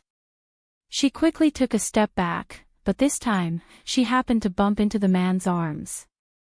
She raised her hand to pull her hair down, but Li Nanheng raised his hand at the same time. Don't pull so hard. Your hair will break. He had known Feng Ling for so many years, but this was the first time he had made such a scene because of her hair. Li Nanheng didn't know whether to cry or laugh. His right arm was inconvenient, so he could only raise his left hand to try to untie her hair. Wait a minute. Don't move. Let me do it. Feng Ling could only stand there without moving. She felt the man's hand carefully unraveling her hair, but after waiting for a few minutes, there was no effect. She turned her head again, but because of this movement, Li Nanheng suddenly frowned. I told you not to move. I was just about to untie it, but when I moved, it became even tighter. Feng Ling. It was not convenient for her to turn her head like this. No matter how long her hair was, it was not particularly long. When she turned her head like this, she could only see from the corner of her eye where it was entangled. However, it was actually quite difficult for her to turn around and untie it herself, unless her entire body was completely pressed against his arms. But even if she really pressed against him, she could not raise her hands to untie it. The man frowned. His left hand was not as nimble as his right hand to untie things. When she suddenly turned around, the ends of her hair that were about to be untied tightened again. This time, it was as though he had tied a dead knot. Can you untie it or not? If you can't, just break it. Feng Ling saw that he had been untying it for a long time and frowned. There's no need. Li Nanheng lowered his head and said seriously, such beautiful hair. My heart will ache if I break even one strand of it. Then you really don't have to. Normal people will lose dozens of hairs on average every day. No matter how good my hair is, I'm still a normal person. Do you have to feel sorry for me every day? As Feng Ling spoke, she reached out to pick up the small scissors she had used to cut the gauze and handed it to him. Just cut that strand. Li Nanheng didn't even look at the scissors she handed him. He only said, no. Feng Ling glanced at him. You did it on purpose. The man still lowered his head and seriously untied her hair. Your hair is on your body. How could I do it on purpose? Feng Ling, she didn't speak. Anyway, she would untie it sooner or later. She stood there silently and let him untie it. However, her hair was a little wavy now. It was easy for it to become a dead knot if she accidentally wrapped it around his buttons. Li Nanheng didn't want to break her hair. It took him more than 10 minutes to untie one button. There was another button that was even tighter. He continued to untie it. At this moment, there was suddenly a knock on the door. Yu Zheng's voice came from outside. CEO Li, Mr. Mike is here. He's outside. He wants to see you. Mr. Mike. He came at this time. Feng Ling's heart skipped a beat. Mr. Mike was a famous figure in the American business circle. More importantly, she wasn't familiar with him. Mr. Mike had probably only heard some rumors about her and Li Nanheng, but people at his age didn't care much about these rumors. However, if he saw her tugging at the disheveled Li Nanheng in the bathroom, would she still be able to survive in the business world in the future? She quickly tried to tear off the strand of hair. Seeing her motive, Li Nanheng frowned and pressed her down. It's too late for you to go out now. Don't pull. Feng Ling turned to look at him, frowned, and lowered her voice. What do we do now? It won't matter if I'm seen. I'm unmarried and you're unmarried. Everyone outside says that I'm your fiancé. What are you afraid of? The man looked confident. Feng Ling glared at him. I don't want to be seen. Then hide. When Li Nanheng heard the sound of the door, he immediately lowered the bathroom curtain and pushed Feng Ling in. Then he stood outside the curtain and lowered his head to untie her hair. How can I hide like this? Feng Ling didn't understand, but she had already entered behind the curtain. Her body was blocked by the curtain, and only a strand of hair was pulled on his button. However, the man's body also blocked this side. His back was facing the outside of the bathroom, so he shouldn't be able to see anything. After all, this was Mr. Mike's place. Yujing only knocked on the door to inform him and couldn't say too much to stop him. Mr. Mike had already walked in. Hearing the footsteps outside and Mr. Mike's smiling voice, Feng Ling suddenly became nervous. If it was just the two of them talking in the room, it would be fine. However, Li Nanheng's shirt was not buttoned and his clothes were disheveled. She also came in her underwear and did not look like she was here to talk about work. Furthermore, she was in the bathroom with her hair tangled up. It looked as ambiguous as it could be. Especially now that she was still hiding behind the curtain of the bathroom. If she was discovered in this situation, there was no guarantee that she would be in trouble. She looked around the bathroom, but there was no other place to hide behind the curtain. Don't move. Li Nanheng shouted in a low voice that only she could hear. His fingers continued to fight on his button. W. 4M. Chapter 1335. Feng Ling had no choice but to stop moving. When Mr. Mike had already walked out of the bathroom, Feng Ling's entire body tensed up. Coincidentally, at this moment, Li Nanheng tugged down the buttons on his shirt with force. Feng Ling's hair instantly regained its freedom. She took a step back into the curtain and the curtain blocked her. At this moment, Li Nanheng turned to look at the person outside the bathroom. He was still holding the button that he had just pulled off. Mr. Mike looked at Li Nanheng in surprise. What's wrong? I was slightly injured. I just bandaged it. Li Nanheng's expression was calm and indifferent, as though there was nothing behind the curtain. He turned around and walked out. At the same time, he casually tugged at the collar of his shirt. It's not convenient to wear clothes with my left hand. I just put on the shirt, but the button scratched a hook in the bathroom and was torn off. I have to change into another one later. It's troublesome. Mr. Mike finally understood. I see. Then change your clothes first. Li Nanheng responded indifferently. He turned around to get another shirt and changed into it. During this time, Mr. Mike asked if he needed help. Li Nanheng sighed and smiled. It's fine, there's no need. Feng Ling frowned when she heard this. Why was he still trying to be brave? Since it was inconvenient for his left hand, he asked Mr. Mike to help him wear it. The old man didn't even mind, but he was trying to be brave himself. After listening for a while, she suddenly heard Li Nanheng close the bathroom door outside. It was good to close it. This way, she wouldn't be too stiff inside. She heard the man's footsteps getting further and further away. His room was quite big, and there were a few suites suitable for drinking tea and talking. He probably went there. Feng Ling walked out from behind the curtain and leaned against the bathroom door to listen for a while. She hesitated if she should leave now, but if she bumped into Mr. Mike or Mr. Mike's secretary and assistant saw her outside, forget it. She turned back to look at the shirt in the sink. She took advantage of the soundproofing of the bathroom and walked over to wash the shirt.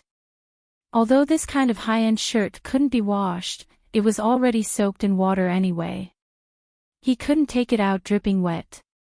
He had to wash it first. Otherwise, there was nothing to do.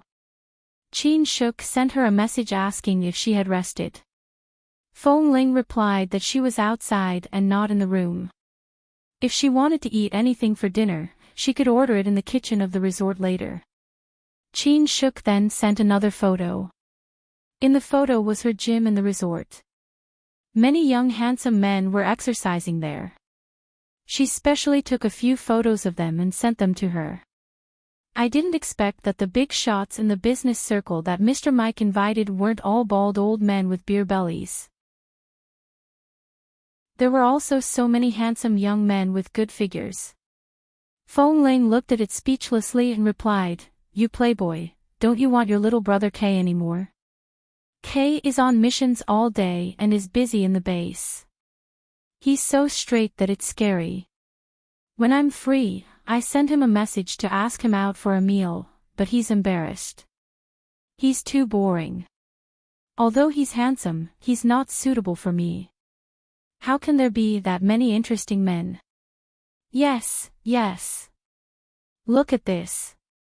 Chin Shuk sent another photo of a young man's back. "Isn't this handsome?"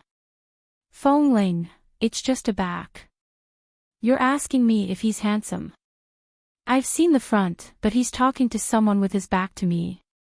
It's not appropriate for me to take a photo from the front, right?" Chin Shuk continued, "I heard that he's from China. He seems to be the current head of the Ling Xiao group. His name is something like Xiao. Xiao something.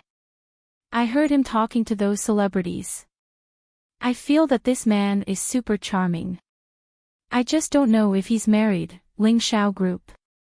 Fong Ling's hand that was holding the phone paused for a moment as though she had thought of something. Xiao Li. "Ah, yes, yes, yes, this little brother's background is very wild. His name is also so wild, ha ha ha. He clearly doesn't look easy to get along with, but his words are very humorous. I think he's something." Fong Ling sighed with a smile. Wasn't this the person who Jin Wan had secretly discussed with her as her biological brother? Later, it seemed that he was indeed her biological brother. It was said that this young master of the Xiao family was not someone to be trifled with. His temper was very bad. The point was, why did she remember that this young master of the Xiao family had some conflicts with Qin sighting? Control yourself. Don't flirt with just anyone. Fong Ling could only say this to her. Don't worry. I'm reliable." Was Chin Shuk reliable?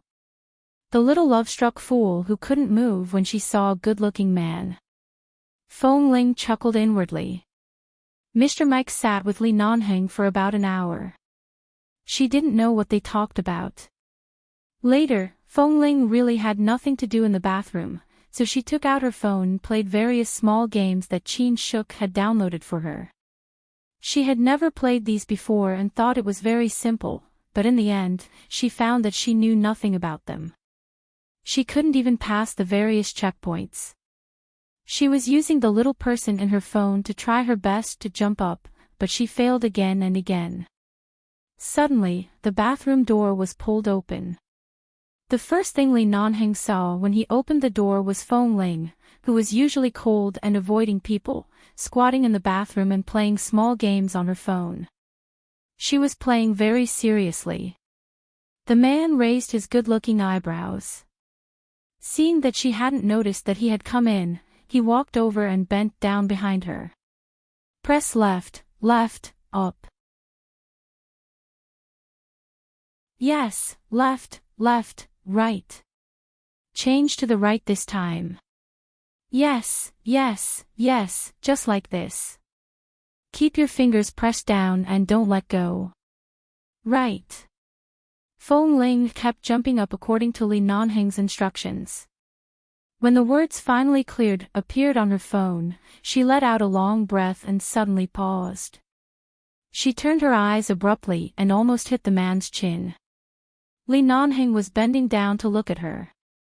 When he suddenly turned his head and looked at her closely, the man raised his eyebrows. Fong Ling quickly stood up, but after squatting for a long time, her legs were a little numb. She reached out to the marble platform by the side, stabilized her body, and put the phone back into the small pocket of her clothes. She then looked out. Mr. Mike left. He left. Then I should go too. Fong Ling glanced at his arm again. He was wearing a shirt and she couldn't see the gauze inside. However, he didn't touch the water and didn't make any big movements. She walked around him and walked out. However, she had only taken 2 or 3 steps when the man stretched out his long arm and held her with his injured arm.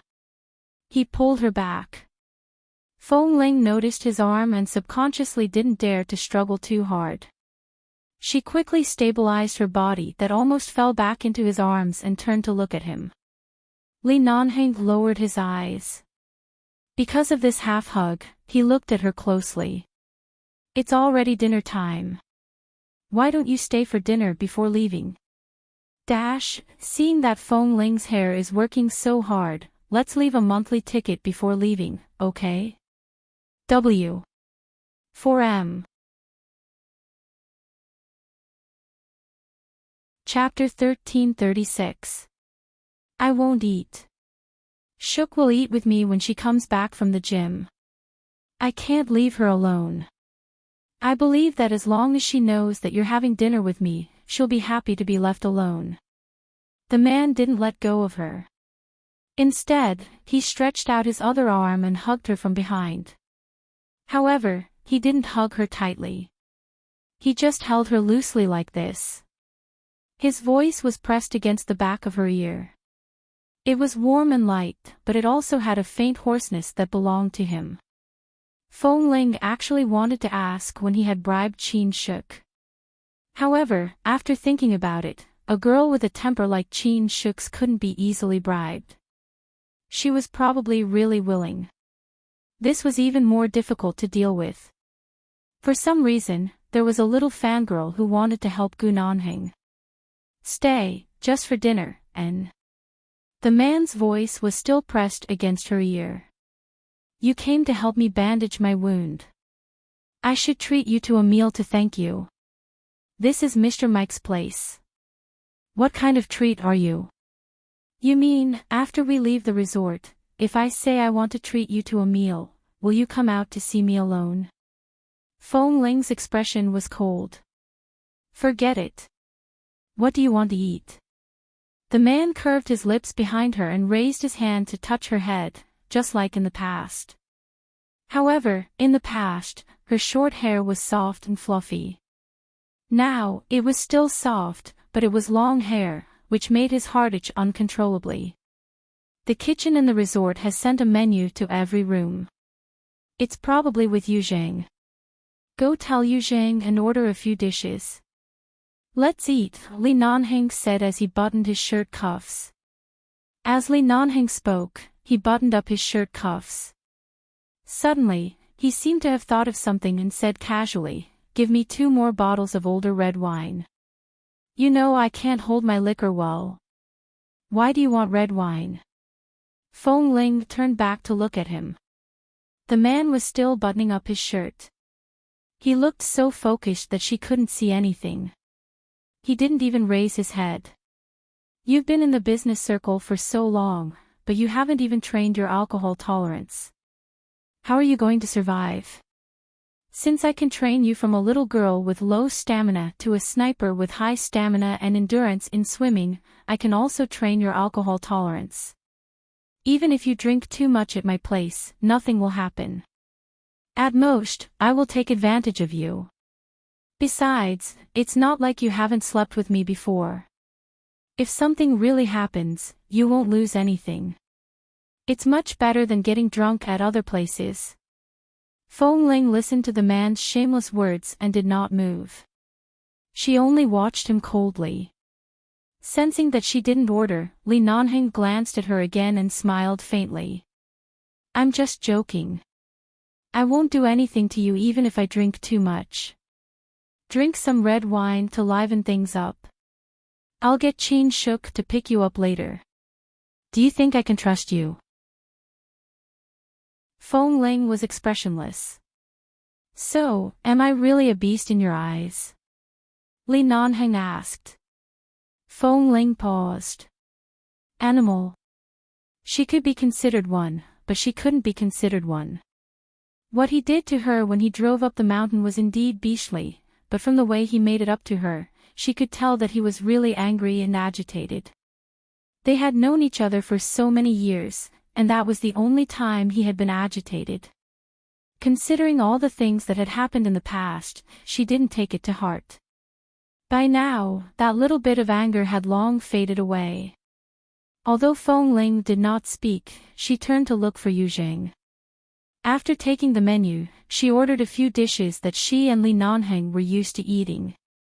After thinking for a few seconds, she said, "Ask them to send 2 bottles of red wine over. I want them to be older. If the price is too expensive, I'll pay for it. There's no need for Mr. Mike to spend so much money." "All right." Yu Jing nodded and did not ask anything else. He followed Feng Ling's request and went out to call for help. When she returned to her room, she suddenly heard Li Nanheng's phone ring. She turned to look at him. The man picked up his phone, looked at the caller ID, and picked up the call. From his tone, it should be about work, so Feng Ling did not disturb him. She went back to the bathroom and took out the shirt she had washed earlier. She looked around and finally found an ironing machine and a folding table for ironing clothes in the cabinet by the bathroom. She opened the folding table, plugged in the ironing machine, and took out the shirt she had just washed to try to iron it.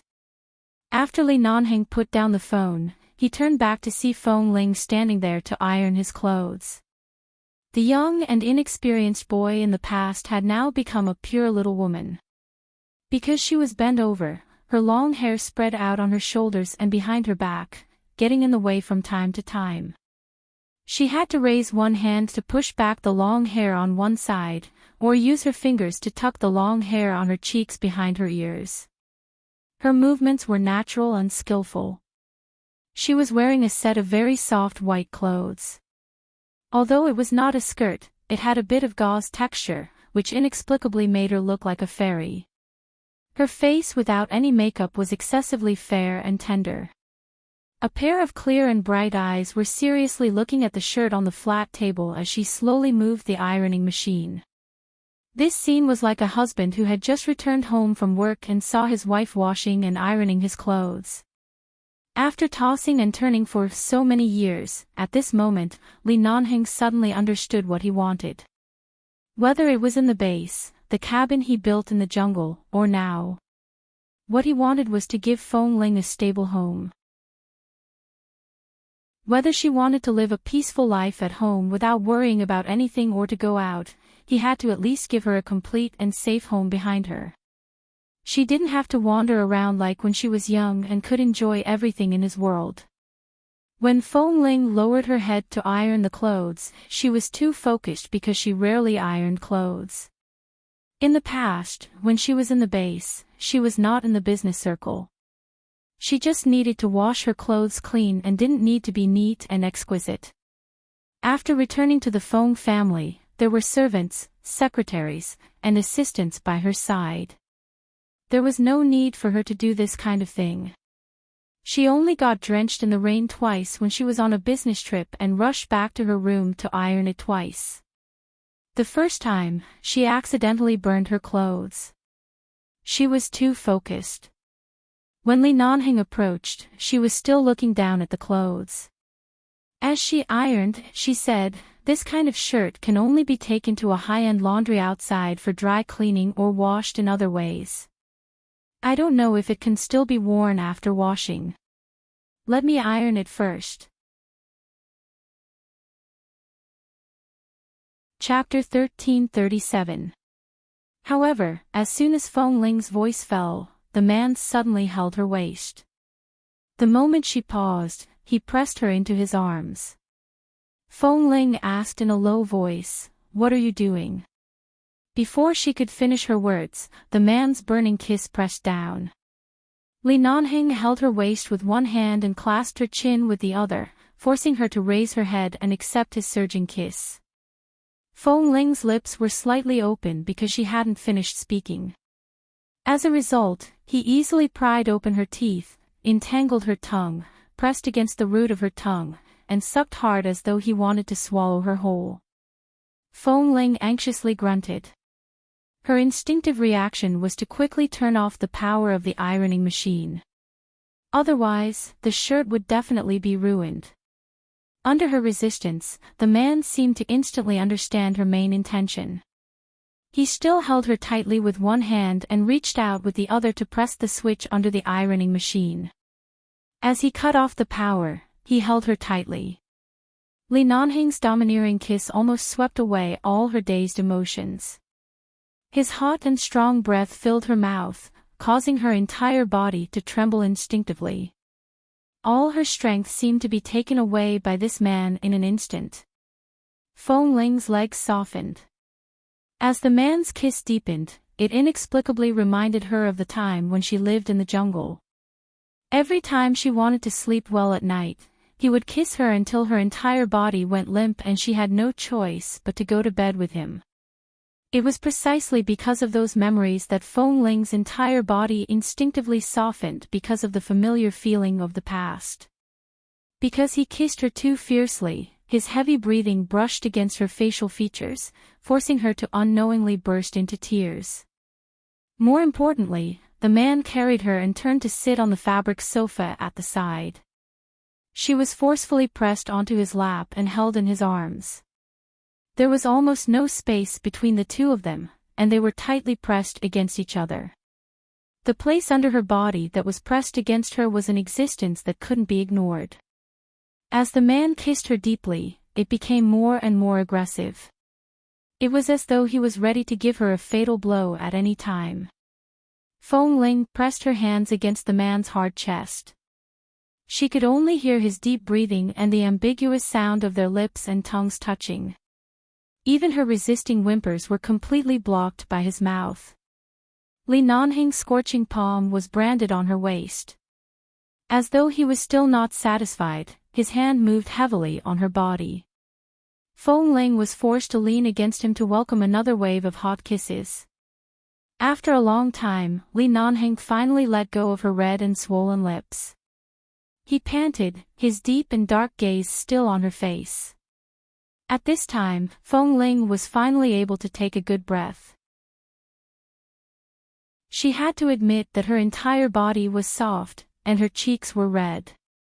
Her black and white eyes seemed to have been washed several times, hazy and glistening with tears. More importantly, her eyes were a little dazed. It was as though she had only been ironing clothes. Why was she suddenly carried over and kissed for so long? She felt as though her soul had left her body. She felt as though she had returned to the jungle. She was busy with the small matters in the cabin all day, busy with eating and dressing, and at the same time, being carried and kissed by this man at any time. Seeing that she had not returned to her senses for a long time, Li Nanheng held her face, his Adam's apple moved, and he kissed Feng Ling's lips again. You. Feng Ling suddenly returned to herself and quickly pressed her hands against his chest to prevent him from approaching. Her voice was a little broken from the kiss. Li Nanheng, you. If he continued kissing her, she really couldn't take it. Li Nanheng had always been very aggressive, but he had always restrained all his aggression in front of her and weakened his strong and domineering instincts. But now, this man who no longer suppressed everything made her almost unable to resist. 10 months ago, she didn't expect that he would be in the car. Now she knew that this man could really do anything when he didn't restrain himself. A red light lit up in her heart, warning her that this man would push her down on the bed at any time. Even if his arm was injured, he could still press her here and do whatever he wanted. In the past, he was always too polite to her, and now, Li Nanheng was often too rude to her. Because of her struggle, Li Nanheng only paused for a moment before pressing her hands down. He did not allow her to refuse and continued kissing her. He bit her lips and kissed her until her head was dizzy. The wall of sobriety seemed to have been shattered. No. She only came to see the situation because of his arm injury. It was not like what Qin Shuk had said. Instead of smiling at those difficult partners all day, it was better to treat Li Nanheng better. She only came to see his injury. She did not want to offer herself up, nor did she want to make a deal with him. But what was this? Why was she suddenly kissed again? She was just ironing clothes. Feng Ling's mind was in a mess. When he finally let go of her, the woman in his arms was stunned and didn't come back to herself for a long time. She didn't drink at all, but she looked drunk and her cheeks were red. Feng Ling didn't know what to say. She didn't drink at all, but she looked drunk and blushed. You don't like it? He bit her earlobe, his voice low and husky. It was extremely sexy. Feng Ling was about to speak when the man chuckled softly. His smile was clear and hoarse. Why aren't you speaking? Why did you have to iron my clothes like a little wife? I couldn't help it. I forced myself not to pull you onto the bed. I just sat on the sofa and kissed you for a while. What's with your gaze? It's as if I've bullied you. I'm coaxing you like this. How do I look like I'm bullying you? As he spoke, he pressed her even more tightly in his arms, letting her feel the urgency somewhere in his body. Feng Ling's body immediately stiffened and she quickly stood up. The man looked at her familiar appearance and didn't want to feel all the changes in his body. He then looked at her red and swollen lips and messy hair and couldn't help chuckling softly. He stroked her cheek and his hot breath brushed against her face. If you have the patience to iron my clothes, why can't you have some patience to feel my heart for you? How long do you want to keep me cold? Feng Ling quickly stood up. Halfway up, she was pulled back into his arms by the man. This time, she did not sit on him but lay down in his arms. Chapter 1338. Li Nanheng hugged her and was about to kiss her when the phone in the room suddenly rang. He paused and felt the warm and fragrant jade in his arms. He panted heavily and his black eyes locked onto Feng Ling's face. She seemed to be still in a daze, but because of the ringing of the phone, her eyes instantly regained clarity. She quickly pressed her hands on his shoulders and quickly stepped back to stand up. Li Nanheng let out a long breath. His handsome face was extremely dark at this moment. He picked up the phone and said grumpily, "Speak." The resort staff on the other end of the line could hear the unfriendliness in his tone. She was stunned for a moment and immediately said carefully, Mr. Li, the food and red wine in your room are ready. Should I send it over now or do you want to come out to the restaurant to eat?" Hearing the word red wine, the displeasure in Li Nanheng's eyes lessened. "Send it over." "All right, I'll send it over right away." "Sorry to disturb you, Mr. Li," the other party carefully hung up the phone. Li Nanheng hung up the phone at the same time and let out a sigh of relief. He lowered his head to look at the place where he was still arrogant and turned to look behind him. He saw that Feng Ling had gone to the clothes again as though nothing had happened. She picked up the ironing machine, turned on the switch, and lowered her head to continue ironing. She didn't run. Li Nanheng raised his eyebrows and hid the slight surprise in his eyes. He turned back to the bathroom and simply washed his face with cold water. A few minutes later, someone knocked on the door. Yujing came over with the staff who delivered the food. The staff pushed the dining cart with dishes that Li Nanheng and Feng Ling liked to eat. At the same time, it suited their tastes. There were also 2 bottles of red wine that were more than 9 years old.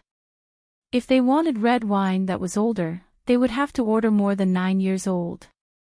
This was not bad either. Li Nanheng nodded, indicating that they could leave. The staff member and Yujing did not dare to look at Feng Ling. They all lowered their heads and silently retreated. Li Nanheng glanced at the dining cart again. "After all, we've lived together for too many years. Only you and I understand each other's tastes so well." Feng Ling had just turned off the ironing machine and picked up the ironed clothes. Hearing his words, she raised her eyes to look over. When she saw the food on the dining car, she understood what he was talking about. Didn't you say you wanted to eat together? We have to eat something that both you and I can eat. She didn't avoid the topic and turned to hang up the clothes again. It's ironed. Try it on the next time you wear it. If you can still wear it, then wear it. If you can't, then dispose of it. You ironed it yourself. Even if I can't wear it, I have to wear it. The man pushed the dining cart to the dining table and placed the dishes on the table one by one. Fong Ling went over to help. After putting it away, Li Nanheng opened a bottle of red wine.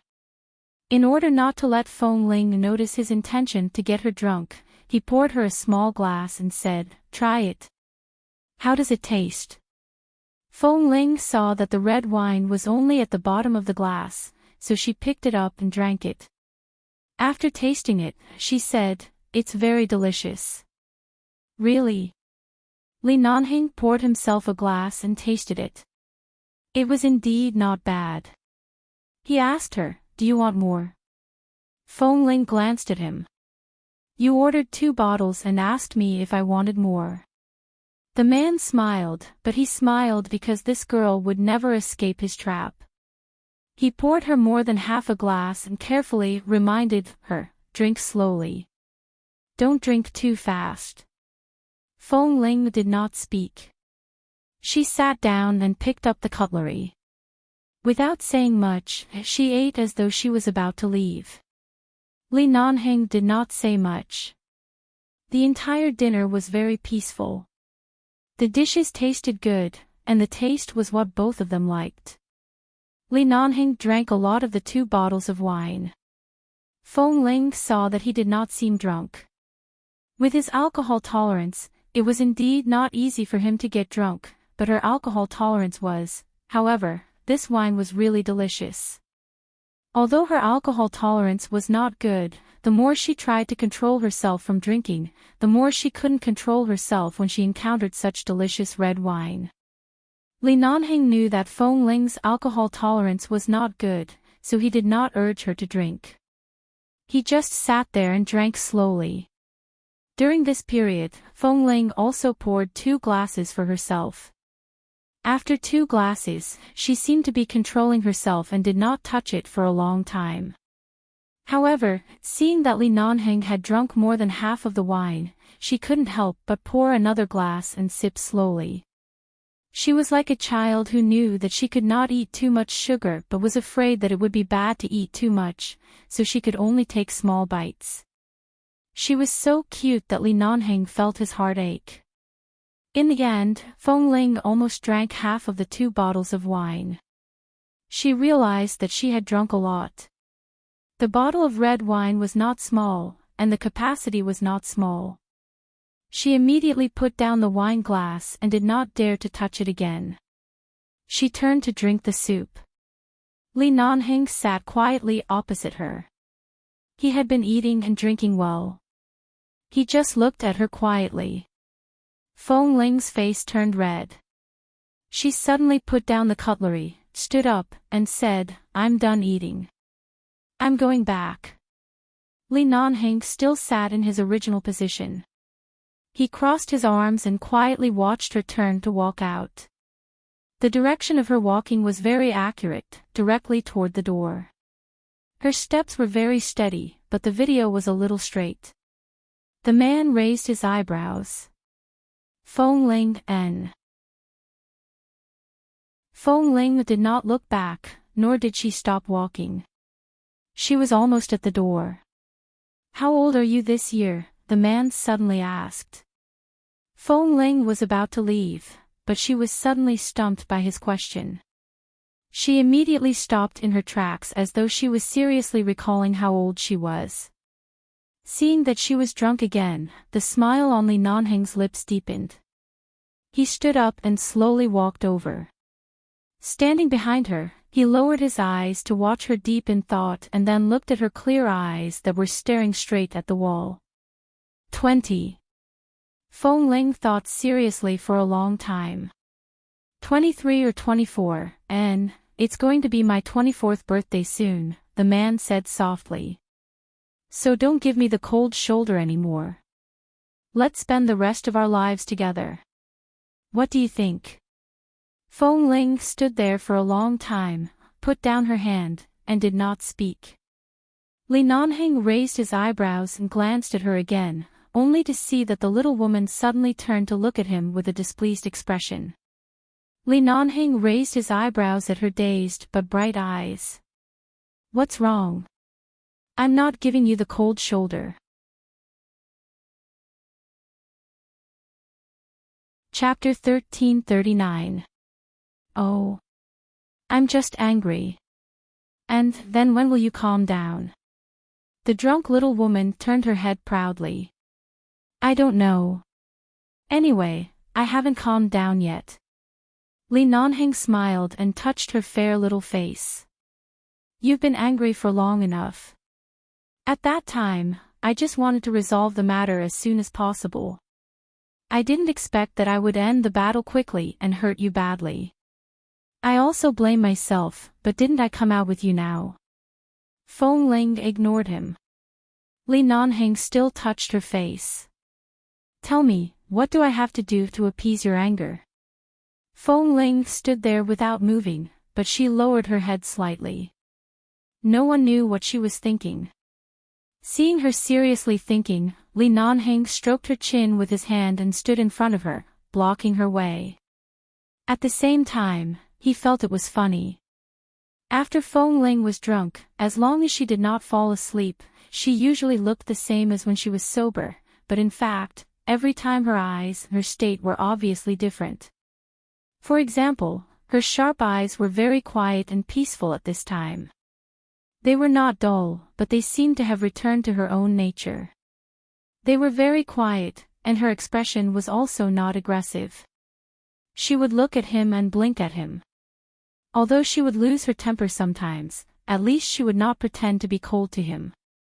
Especially when Feng Ling's eyes were open.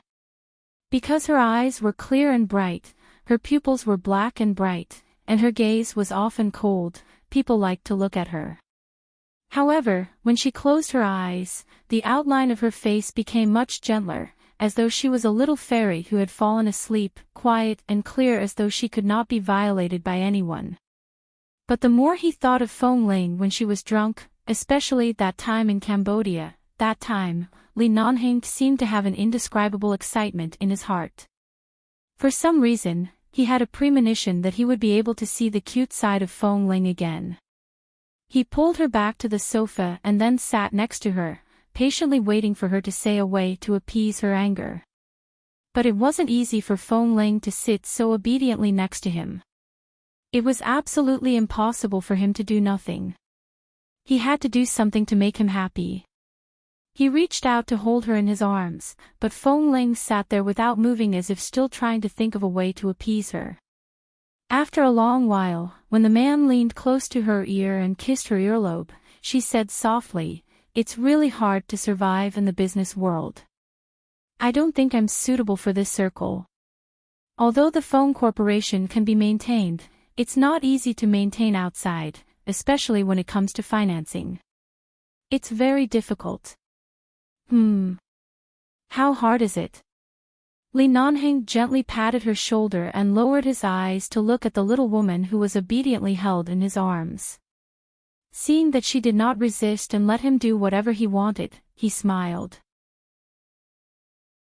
I can learn a lot of business knowledge and learn how to manage a company, but I can't learn how to smile at others, nor can I learn how to interact with others. I heard that some partners like to touch their female partner's buttocks, Feng Ling said seriously. Although I've never seen such a scene, nor have I seen it at Jean Wan's place, Jean Wan's EQ is very high. She usually avoids such things, and she won't cooperate with those partners who have bad habits, but she has the capital, but I don't. Even if I know that the partner has bad intentions, I have to come to talk about financing, but I'm already here, but I can't put down my face and keep smiling. I think it's really difficult. With that, Feng Ling turned to look at him, her eyes filled with grievance. You shouldn't have let me leave the base. I don't have a way back now.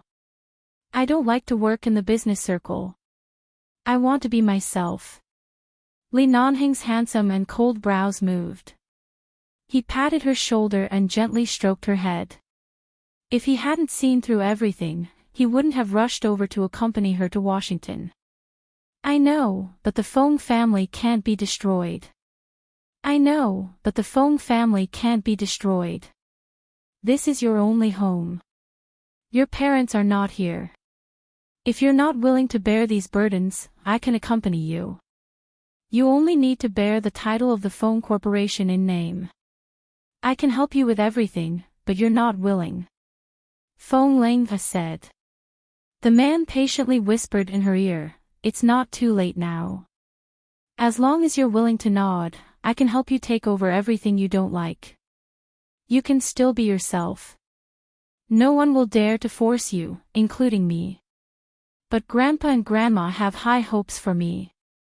Feng Ling lowered her eyes. They're like you. They hope that I can be the towering tree of the Feng family. You can think of it this way. I have high hopes for you to support the Feng family with your own ability.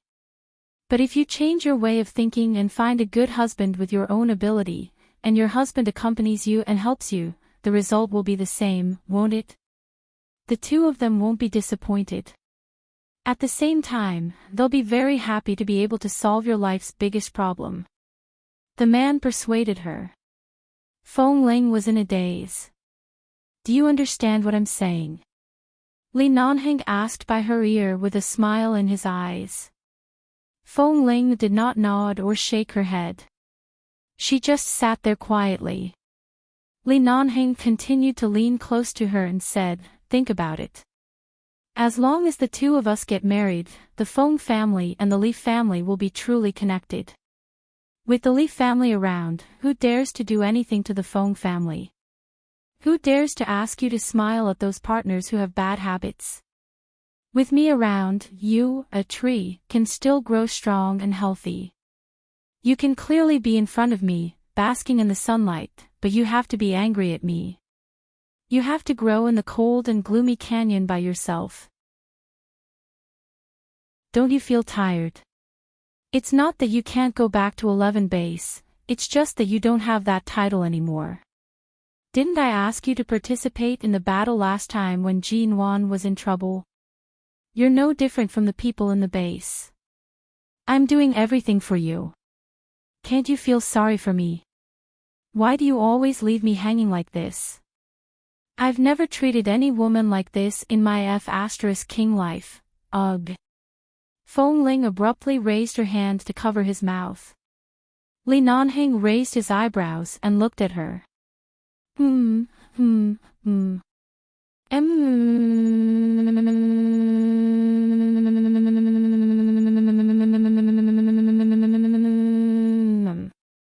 And when he said that she was wrong and that she was ignoring him, she refused to listen.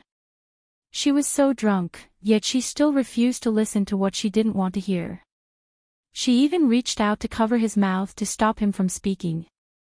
What was wrong with him to have loved this evil woman for so many years? Chapter 1340.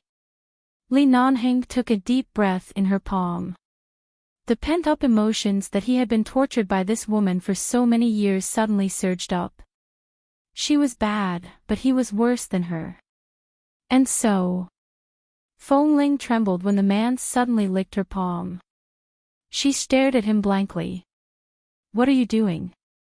The man raised his brows. She did not move her hand away, and his actions were even more excessive. She quickly retracted her hands. Her face was already slightly red from the alcohol, and now it was even redder. She abruptly stood up and looked like she was about to leave. However, before she could take a step, Yu Jing knocked on the door. Feng Ling was stunned again. She suddenly turned back to look at Li Nanheng and said, "Is Mr. Mike here again?" Li Nanheng, it was obvious that Yu Jing was knocking on the door. He was probably preparing to come in and take away the dining car. Was her memory messed up after drinking too much, or was it because the incident of hiding from Mr. Mike had left a deep impression on her? Then Fong Ling abruptly reached out to drag Li Nanheng, who was sitting on the sofa, and pushed him toward the bedroom. After entering the bedroom, she hurriedly pushed him onto the bed. Li Nanheng. Hide in. She pushed him onto the bed, lifted the blanket, and covered him with it. Then she turned back to look at the bedroom door. As though she was avoiding an enemy, she carefully ran down and locked the door. Then she returned to the bed and looked at the man who had revealed his head from under the blanket. She was about to speak when she suddenly froze. No, I should be the one hiding. Li Nanheng raised his brows and looked at the little cutie in front of him. He patted the spot beside him and made an inviting gesture. Yes, do you want to come in and hide? All right. She answered very quickly. After all, his arm was injured, but she was not. She nimbly took off her shoes and went to bed. She lifted the blanket and covered herself with it. She lay down beside him and held her breath to prevent others from discovering her. The quilt covered both of them in darkness. The air was thin and very quiet. They were too close. In such a narrow space with little air, Fong Ling's heartbeat could almost be heard. It was very quiet. It's hot, too. The whole world seemed to be isolated by this quilt, but it also seemed like this kind of belonging gave people a strange sense of security. She stayed under the blanket for a while, but she didn't hear anything. She thought about it and quickly lifted the blanket to take another look. However, just as she raised her hand to lift the blanket, the man beside her, whose breathing had gradually become heavy, suddenly turned over and pressed her down. The blanket was still not lifted. In this dark and narrow space, it was a little stuffy and hot, but the man's scorching kiss pressed down without hesitation. Fong Ling lay motionless and accepted the man's kiss. She just looked at him in the darkness. Li Nanheng did not lift the quilt but kissed her deeply under the stuffy quilt. Again and again, he teased her lips and tongue, deep, entangled, and reluctant to part. When Fong Ling struggled to push him away from the quilt because she couldn't breathe, he seemed to have sensed her intentions in an instant. He did not let go of her but lifted the quilt to give her space to breathe and then deepened his kiss between her lips. You. Fong Ling could breathe normally. She pressed her hand against the man's chest, but her fingers gradually tightened. She did not push him away. The man's kiss gradually landed on her chin, gentle and affectionate. I thought you were going to sleep with me. Fong Ling blinked in the darkness. The lights in the bedroom were not turned on. Only the moonlight from the window fell in, but she could still see their eyes and faces clearly. Seeing that she did not move, the man used his uninjured arm to prop himself up and looked at her with deep eyes. I didn't want to kidnap you to the bed. You came up on your own. Tell me, if I let you go back at this time, how can I still be king man? Fong Ling looked at him for a long time and suddenly raised her hand to push him hard. The moment Li Nanheng thought he was going to push her away, she suddenly turned over and pushed him down on the bed with force. Then she pressed on him. The bed was very soft. Whether she lay down or he lay down, it was very comfortable. Li Nanheng stared at her because she suddenly changed from passive to active. He did not do anything to her next. He just looked at her and slowly asked, word by word, what do you want to do? Sleep with you, Fong Ling answered straightforwardly. She suddenly bent down and sucked on his lips. Li Nanheng lay motionless, allowing this woman who was still inexperienced in kissing to suck on his lips. Clearly, during the half a year in the jungle, he had patiently taught her how to kiss to make him feel better every night, but all her intelligence was used in the base. She could not learn these things well and was always clumsy when kissing.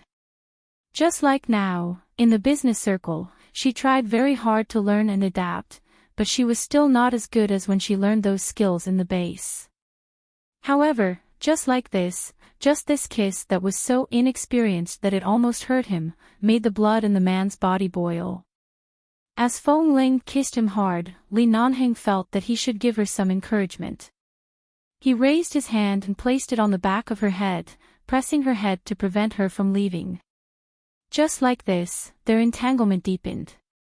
When Fong Ling's hand began to unbutton his shirt, the man gasped heavily because of her movements and gently bit her lips. "Little vixen, if you want to do it, move faster. Do you want to kill me?" Fong Ling unbuttoned his shirt as she kissed him. When the man's shirt was unbuttoned, she sighed against his lips as though she was relieved. Her hand stroked his well-defined and perfect chest, causing the man's muscles to tense as hard as stone.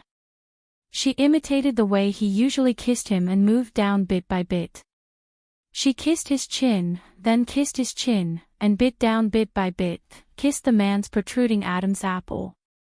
Li Nanheng panted heavily and pressed his hand against her back, as though to prevent her from suddenly leaving. He held her tightly against him. Fong Ling could not get up, so she could only lie on his body and kiss him. When she suddenly sucked on the man's body, she suddenly heard the man's hoarse groan. Fong Ling blinked and could not help but kiss his lips again.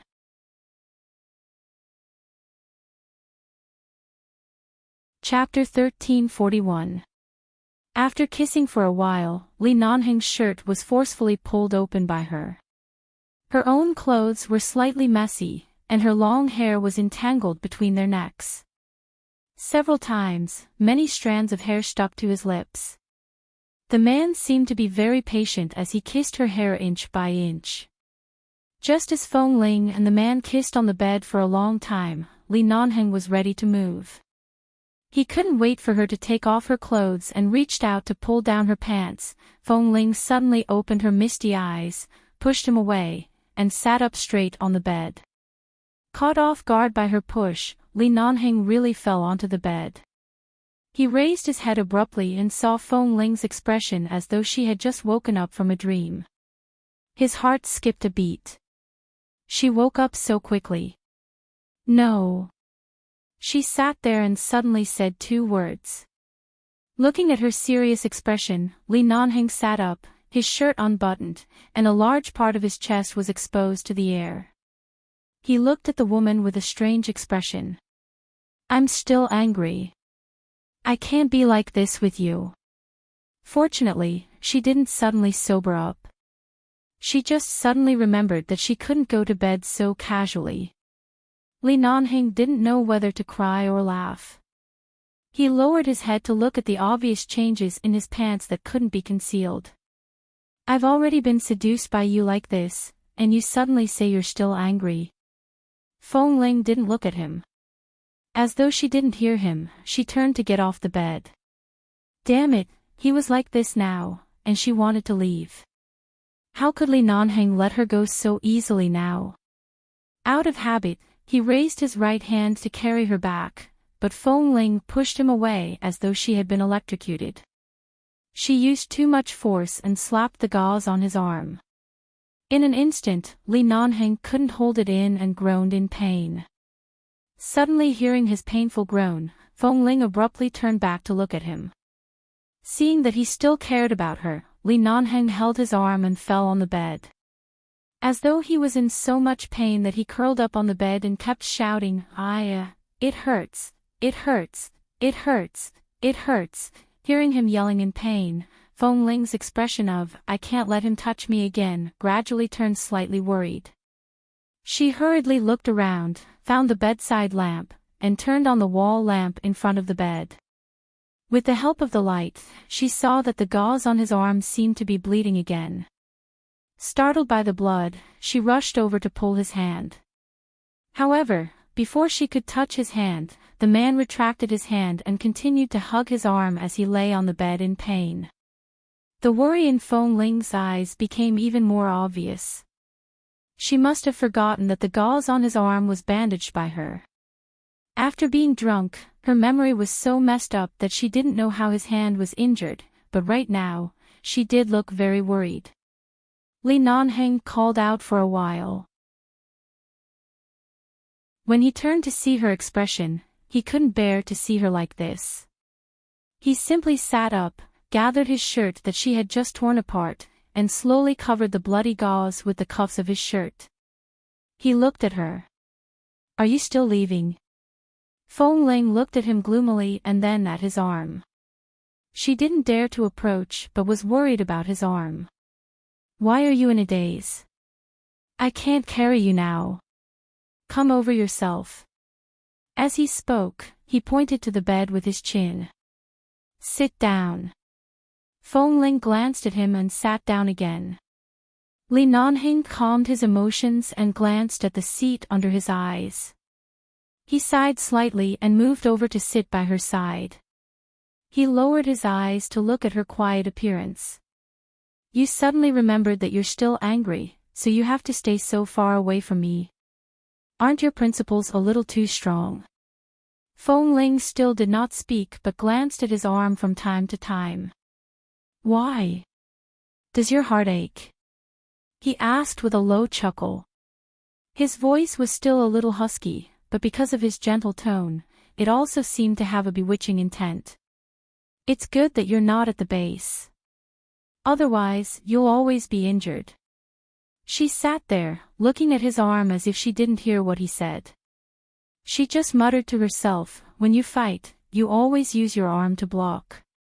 That's why other than the occasional gunshot wounds on your body, your arm is the one that gets hurt the most. There were a few times when your arm was almost crippled." Hearing her suddenly say this, Li Nanheng did not speak and only looked at her. "I still remember once when I was dressed in women's clothes in a bar, the gang that was about to be surrounded by us suddenly opened fire and almost injured me. You suddenly protected me. At that time, you were also grazed by a bullet here and bled a lot," she muttered. "But at that time, I was still a boy," she continued. Speaking of this matter, Li Nanheng smiled and sighed. "You still have the cheek to say that. I was turned gay by you, and then you forcibly turned straight by you."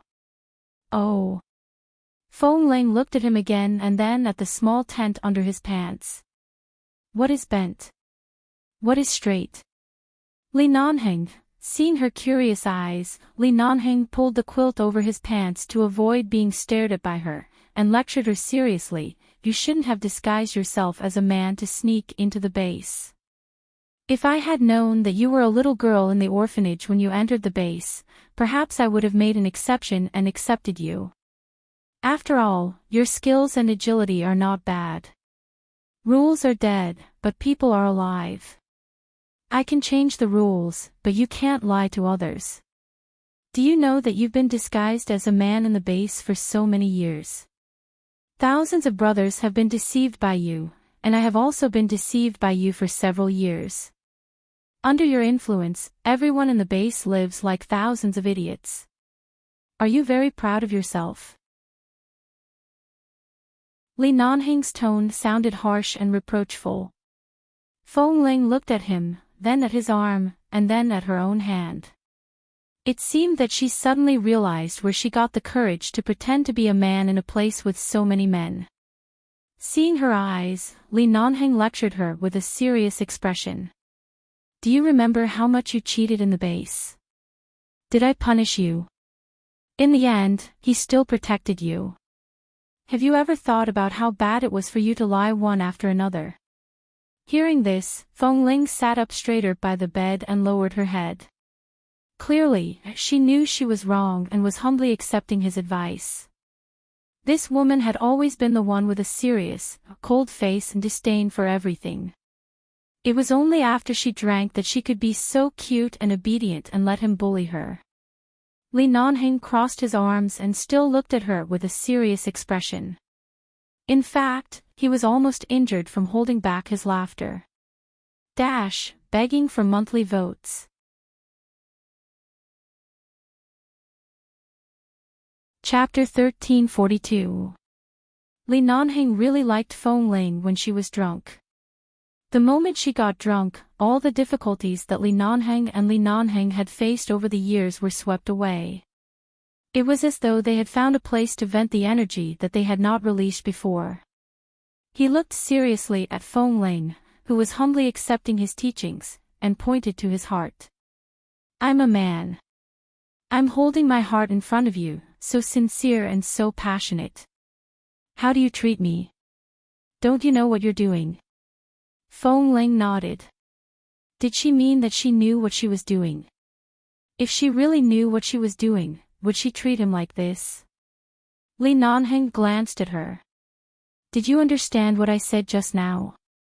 Feng Ling nodded, paused, and then shook her head. Li Nanheng, he knew it. Li Nanheng suddenly grabbed her hand domineeringly and pressed it against his chest. She blushed as though she was scalded and hurriedly pulled her hand away. He refused to let go and said in a low voice, I knew you were always like this. You can muddle through everything, but you can't do it with me. You stole my heart for 11 years and hurt it. You have to find a way to make it up to me. You can't just slip away. Anyway, you're mine, remember. Seeing Feng Ling nod again, Li Nanheng let go of her hand in satisfaction. Feng Ling looked at him and asked seriously, so, is it your heart that's hurt? Of course. Otherwise, can it be my stomach? Oh. Feng Ling looked at him and pointed at his heart. She suddenly raised her hand and searched around her body. In the end, she took out a small woman's wallet, took out a bank card from it, and handed it to Li Nanheng. Then I'll pay you. Li Nanheng, every time she got drunk, she would give bank cards everywhere. Who taught her this bad habit? Li Nanheng said, what I hurt is my heart. Why are you compensating me? Feng Ling insisted and stuffed the bank card into his arms. But I have nothing except this. Li Nanheng's heart seemed to be pierced by an arrow. After a pause, he picked up the card. It was actually a gold card with a credit limit of more than 5 million yuan. As expected of CEO Feng, he's so generous.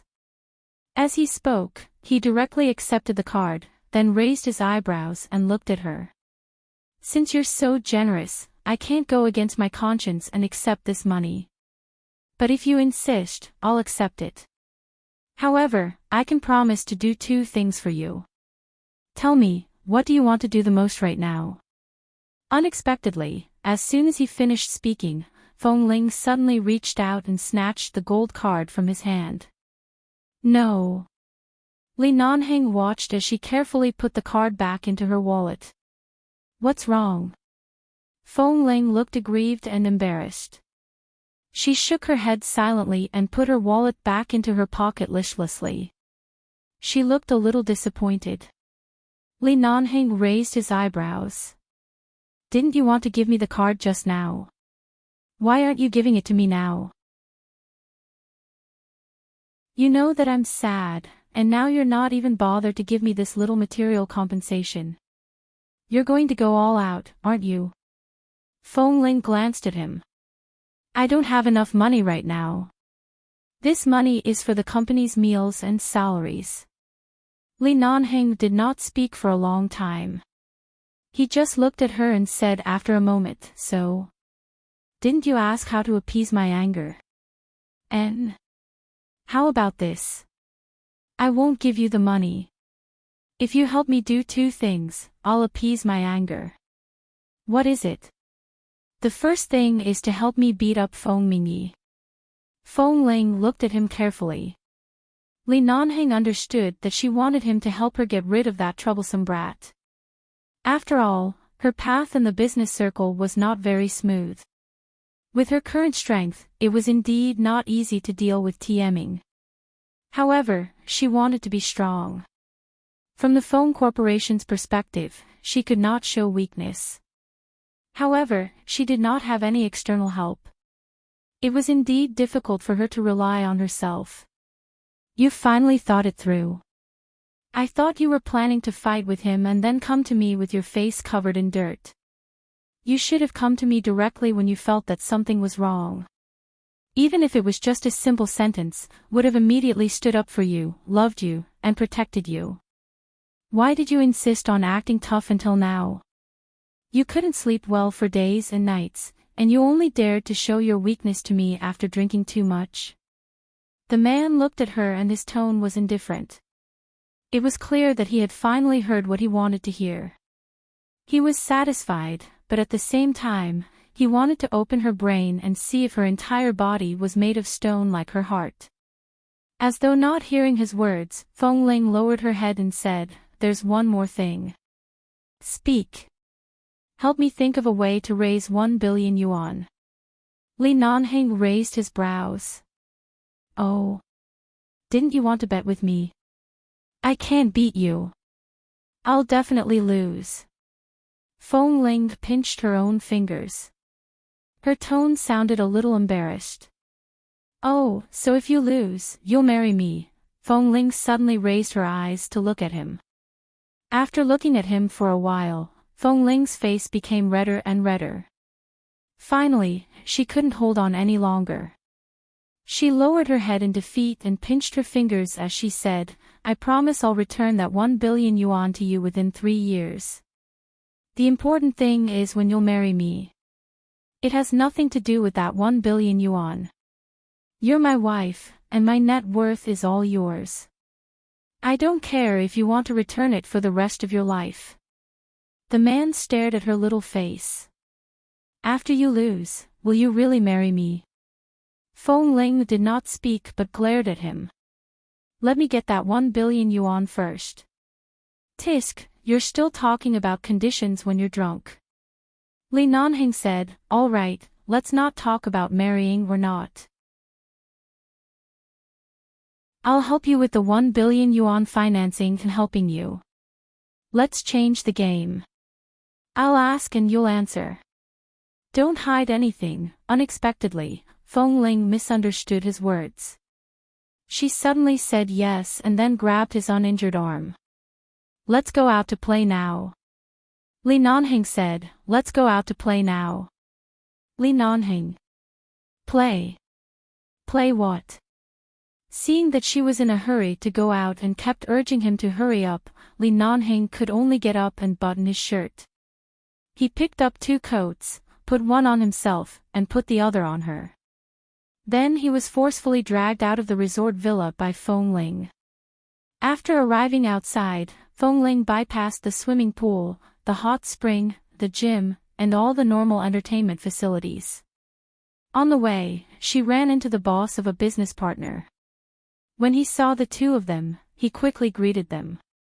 Before Li Nanheng could reply, he was dragged away by the drunk little Feng Ling.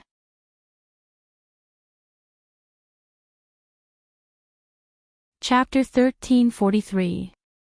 A certain CEO's hand froze in midair. What was going on?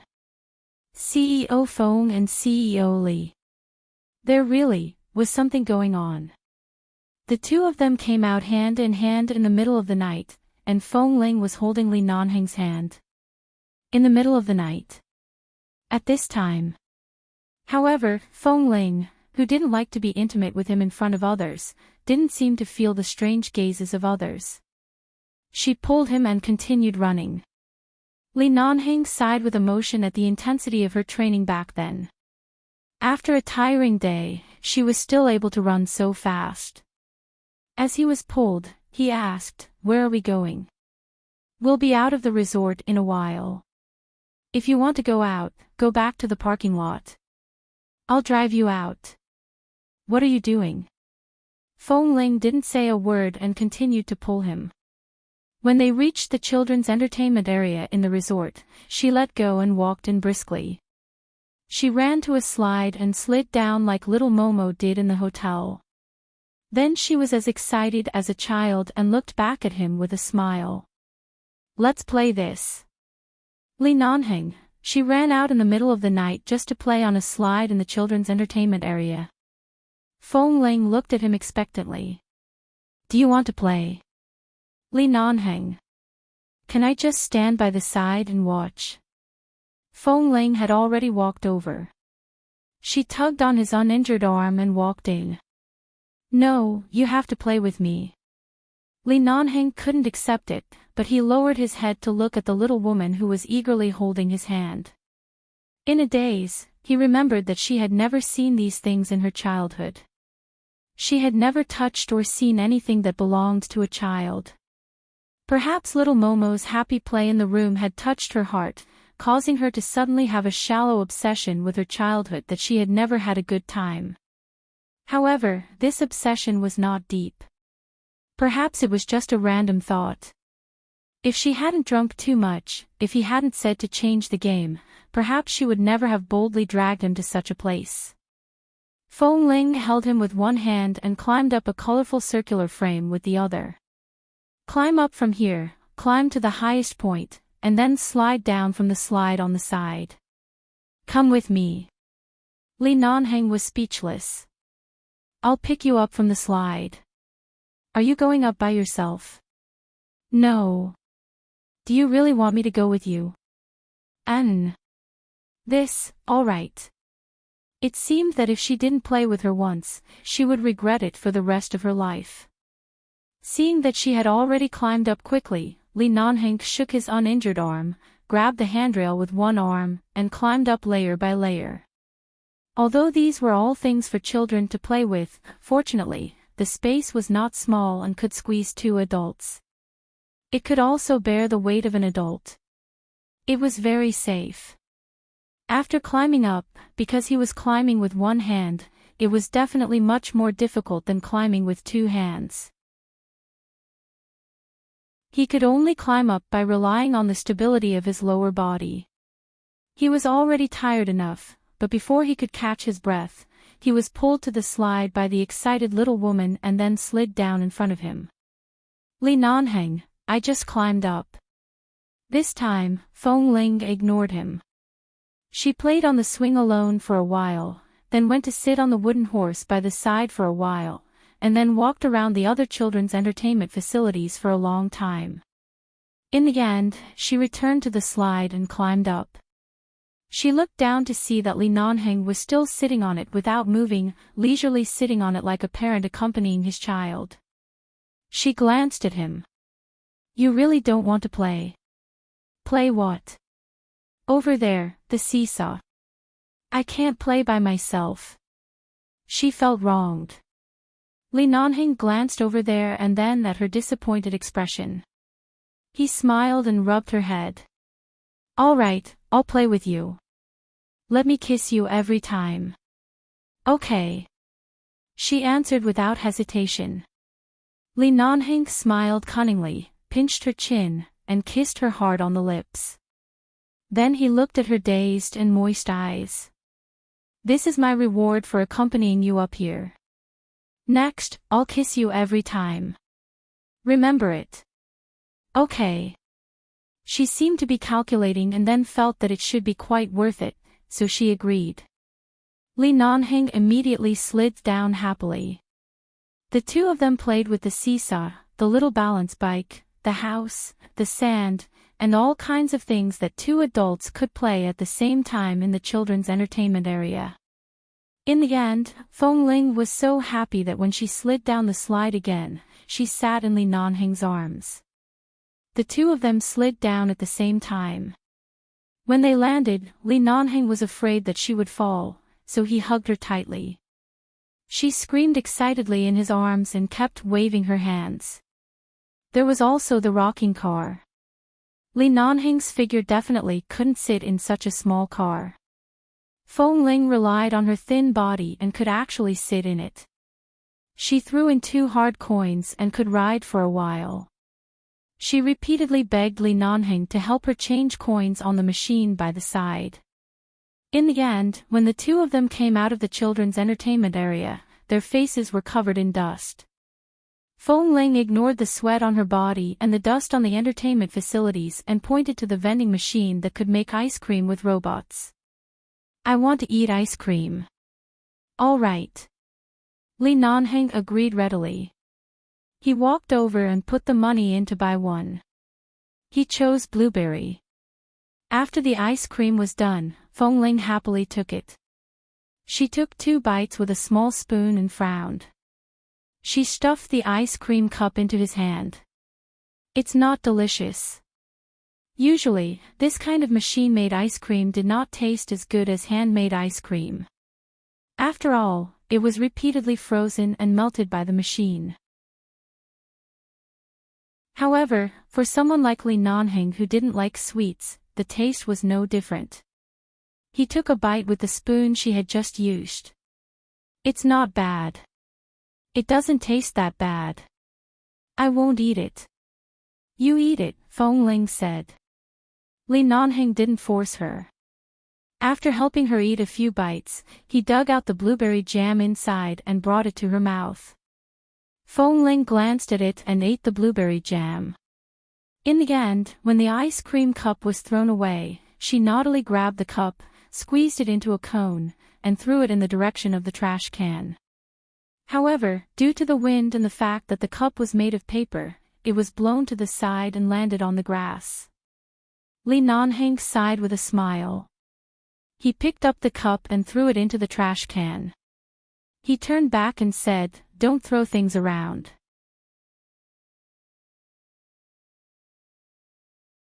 Chapter 1344. However, as soon as he said that, he saw a disappointed expression on her face. The paper cup definitely felt different from when she was on the shooting field and playing darts. It looked like it had lost its aim, and it really didn't make her happy. "I'll bring you back to the base when I have time. You can play with darts, guns, and sniper rifles. Forget about this kind of paper cup." The man touched her head and coaxed her softly. Feng Ling glanced at him. All right. From the sound of it, she was still not very happy. Clearly, she remembered that she was no longer familiar with the base, and there was a hint of complaint in her eyes. Li Nanheng couldn't help but hug her and touch the back of her head. All right, life can't be the same. Sooner or later, you have to leave. Just vent your anger on me. Don't be stifled by yourself. I want to go swimming. She didn't respond to his words. Instead, she suddenly said this in a muffled voice in his arms. Li Nanheng lowered his head to look at her. Didn't you already go in the afternoon? I didn't go into the water in the afternoon. I've been sitting by the side busy with work. Now I want to go swimming. Since she wanted to, he would accompany her. Li Nanheng brought her to the pool. In the end, Feng Ling probably felt that the night was a little cold, so she walked around the pool and went to the hot springs in front. It was not that the two of them had never soaked in a hot spring together before, but this was the first time she took the initiative to drag him to the hot spring in a daze after drinking too much. When the two of them walked over, she knew to go to the female guest changing area to change her clothes. When she changed into a swimsuit, she wrapped herself in a bath towel and entered the hot spring before putting the bath towel aside. Li Nanheng had long been waiting in the pool, but he saw that she did not come to the pool he was soaking in. Instead, she went to the one next to him, which happened to be 2 meters away from him. Feng Ling sat inside and lowered her head to play with the red rose petals floating on her side of the hot spring. She then observed the distance between her and Li Nanheng and seemed to be very satisfied with this distance. She nodded and seriously sat in the hot spring and closed her eyes. Li Nanheng was about to go over. Even though Feng Ling had her eyes closed, when she heard the sound of water, she suddenly said, "Don't come over." Li Nanheng. He was a patient with an injured arm, and he had to be careful not to touch the water while soaking in the hot spring. He had worked so hard to accompany her out for so long, but they were not allowed to soak in the same hot spring pool. What was going on? Seeing that Feng Ling was about to fall asleep, Li Nanheng said to himself, "The taboo of soaking in a hot spring is sleeping. Do you want to die?" After saying that, he felt that he would definitely have a good reason to go there now, so he got up and went to the hot spring. When he entered the water, Feng Ling almost fell asleep. She abruptly woke up and opened her eyes to see that the man had approached. She had almost fallen asleep earlier, and now her eyes were slightly dazed as she stared at him. The man approached and pulled her into his arms. He sat her on his lap and let her soak in the hot spring in his arms. Don't sleep. It's easy for something to happen if you sleep in the hot spring. It's not good for your health. Feng Ling glanced at him and rested her head on his shoulder. Li Nanheng's entire body stiffened because of her sudden obedience. He lowered his eyes to look at the little woman who was obediently sitting in his arms. She was wearing a new white swimsuit specially provided for the female guests. It was not considered revealing, but it was not particularly conservative either. It was a very standard style, but when she wore it, it made her originally fair skin even fairer. Her cheeks were pink from the faint alcohol and from soaking in the hot spring for a long time. He deliberately got her drunk and spent so much time and effort. His original goal was to listen to what she had been saying all these years. Now that he had achieved his goal, he had kissed her and hugged her. He didn't have to take her. As long as he was sure that she didn't have any other reason other than being angry, he could solve all the problems and patiently wait for the day she took the initiative and was willing to do it. However, at this moment, Li Nanheng found that no matter what reason he found, he could not deceive himself. He wanted her. He wanted her all the time. He didn't want to just hug her here. He didn't want to just watch her sleep. He wanted to sleep with her. Feng Ling was originally sitting in his arms. Suddenly, she opened her eyes as though she was uncomfortable and looked at him in a daze. Only then did Li Nanheng realize that as he hugged her, his hand was tightly gripping her waist. He did not change his position for a long time. He probably pinched her waist bone. She glanced at him unhappily. He quickly retracted his hand and simply hugged her. Did I hurt you? Her waist hurt from his grip, but Feng Ling did not say anything. She just shook her head and continued to sit in his arms, looking quiet and obedient. Li Nanheng's heart skipped a beat. He raised his hand and hooked his finger to touch her chin.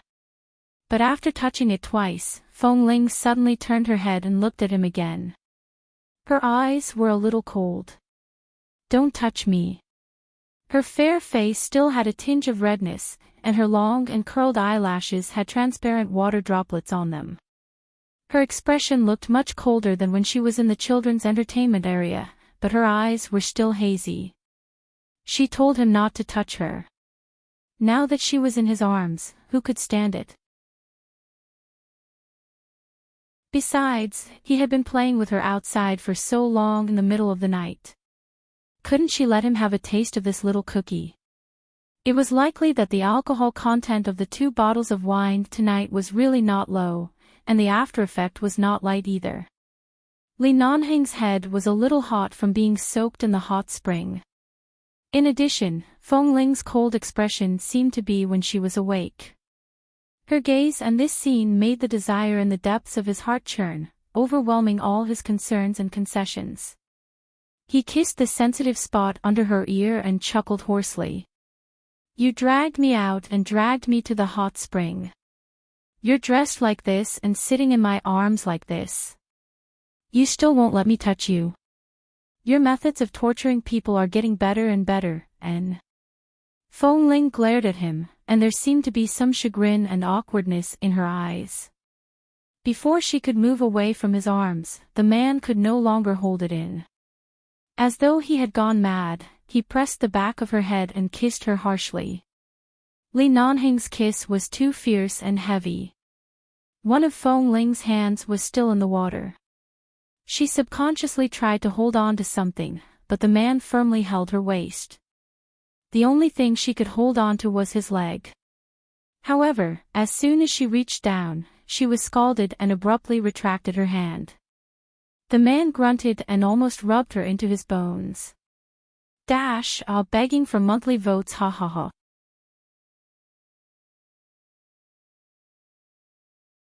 Chapter 1345. Feng Ling seemed to be angered by Li Nanheng's fierce kiss.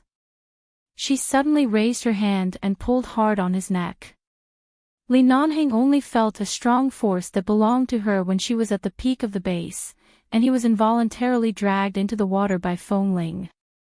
Except for an injured arm that was still supporting on the edge of the pool, his entire body, including his head, was also in the water. The water splashed everywhere and was out of control. He didn't know if he started first or if she suddenly started first, but when Li Nanheng popped his head out of the water, Feng Ling also came out of the water with him. Her two slender arms tightly wrapped around his neck, holding him, and her lips and teeth were entangled with his for a long time. The two of them were tightly pressed together. Both of them were clearly wet, but Li Nanheng's mind was full of dry firewood and raging fire. He only maintained his sobriety for a few seconds. There was a faint voice in his heart telling him that if he really took advantage of Feng Ling being drunk and unable to distinguish right from wrong, she would definitely be angry afterward. However, as Feng Ling suddenly took the initiative, this voice gradually disappeared in his mind. Li Nanheng ignored his injured arm and directly hugged her tightly in the water. Even though the gauze was soaked in water, he didn't feel any pain and kissed her inseparably. He had long forgotten his inner promise and thoughts of, she drank too much and I was just coaxing her, I was just playing with her, and, if she was unwilling tonight, there was no need to take the last step. Suddenly, Li Nanheng snorted, parted his lips, and cursed in a low voice, "You're so drunk and yet you still bite me? Weren't you quite gentle when you were lying on me in the room just now? Why did you bite so hard?" Hearing Li Nanheng's words, Feng Ling didn't say a word but bit his chin again. Li Nanheng instantly shivered in pain, but he also shivered in pleasure. He frowned slightly and held her tightly in his arms. As if taking revenge, he reached into the water and rubbed her sensitive parts hard. Because of a movement of his hand underwater, Feng Ling's expression suddenly changed. Li Nanheng chuckled, took a few breaths, and kissed her red and wet lips. "How is it? How do you feel?" He tugged the necklace from the back of her neck and dragged her into the water the moment her swimsuit slid down to prevent her from getting cold. His tone was filled with the excitement of knowing that no matter what he did to her, she wouldn't get angry. "You've taken the initiative twice tonight. When you suddenly stopped in the room just now, I almost choked half to death. If you dare to back away now, even if I have to force myself on you, I'll make sure you stay here. You won't be able to escape, do you understand?" The man held her waist firmly with one hand and the edge of the pool with the other. Their bodies were so hot that it was as if they were about to catch fire. The edge of the pool was already a mess because of the water splashing everywhere. Feng Ling still didn't speak. When she reached the edge, she almost used all her strength to grab the man in front of her. Li Nanheng paused. Before he could understand what she was going to do, he was suddenly pressed against the edge of the pool by Feng Ling. Half of his body was still in the water, but Feng Ling was very fierce. She was completely different from her usual cold and indifferent self when she was sober, nor was she as cute and adorable as she was when she was drunk. Li Nanheng's back hurt from the impact, but it only turned into a sexy grunt. He lowered his eyes to look at the woman in his arms who was suddenly as fierce as a little leopard. He lowered his head and said hoarsely by her ear, "What? You're coming tonight. You don't allow me to take the initiative. Do you want to move by yourself?" The earlobe by his lips was as white as jade. When Li Nanheng finished speaking, he couldn't help but bite her ear. After biting it, he gently sucked and kissed it. Feng Ling's fingers that were holding his shoulder instantly tightened. Her slightly long nails seemed to be about to dig into the skin of his shoulder. At the same time, she put down her hand and reached for the black swimming trunks he was wearing when he soaked in the hot spring. Li Nanheng curved his lips and lowered his head to steal another kiss on her cheek. He panted and said, so impatient. With that, he reached into the water and pressed her hand against his waist. "There's no need for you to take it off. I'll do it myself." After speaking, he directly took it off himself. The swimsuit on Feng Ling's body had long fallen off. Right now, the two of them were naked. Their bodies were pressed against each other, and their skin was rubbing against each other. They hugged and kissed each other intimately. Li Nanheng's left hand pressed against the back of Feng Ling's neck, not allowing her to separate, not even the slightest gap. However, Feng Ling's kiss was inexplicably close to biting.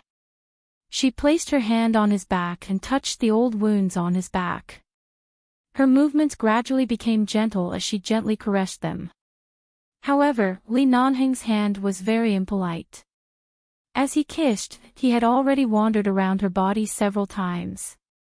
In the end, he greedily stopped at her waist and slowly moved down, rubbing back and forth. Although it was late at night, there would be people passing by at any time. It was also possible that someone couldn't sleep and would come to soak in the hot spring or swim. However, Li Nanheng knew that if he stopped at this time, the cold wind would give Feng Ling a chance to wake up. He would probably suffocate to death here. His movements became more and more unbridled, and the kiss gradually changed from her lips to her chin, and then down bit by bit, passing through her slender neck, beautiful collarbone, and then down. Their ears were filled with each other's uncontrollable breathing. Li Nanheng had already endured to the point where the veins on his forehead were throbbing, but he couldn't. Although he would really explode from suffocation if he didn't do it, the hot spring water was not sanitary, so he simply grabbed her hand underwater and helped him solve it. The moment she obediently allowed him to pull her over, Li Nanheng felt all the blood in his body rush to a certain place. As his scalp went numb, the man's throat overflowed with a faint voice. "Gently, gently. Feng Ling, why are you so heavy-handed today?" At a certain moment, Li Nanheng's mind went blank. After a long while, he hugged the woman in his arms tightly again, bent down to kiss her fiercely, and then turned back to wrap the two of them in a bath towel. He quickly walked back along the road that led directly to the dormitory area from the pool. Feng Ling allowed him to wrap her in the bath towel and let him carry her away without struggling. When she tilted her head, his kiss fell again. He couldn't separate, couldn't pause, and couldn't let her escape again. The passionate kiss continued until they returned to the room. Li Nanheng kicked the door open and carried her in. After entering the door, he carried her into the bathroom of the suite without hesitation and returned to the bed that had been tossed into a mess. He threw her onto the bed and pressed her down mercilessly.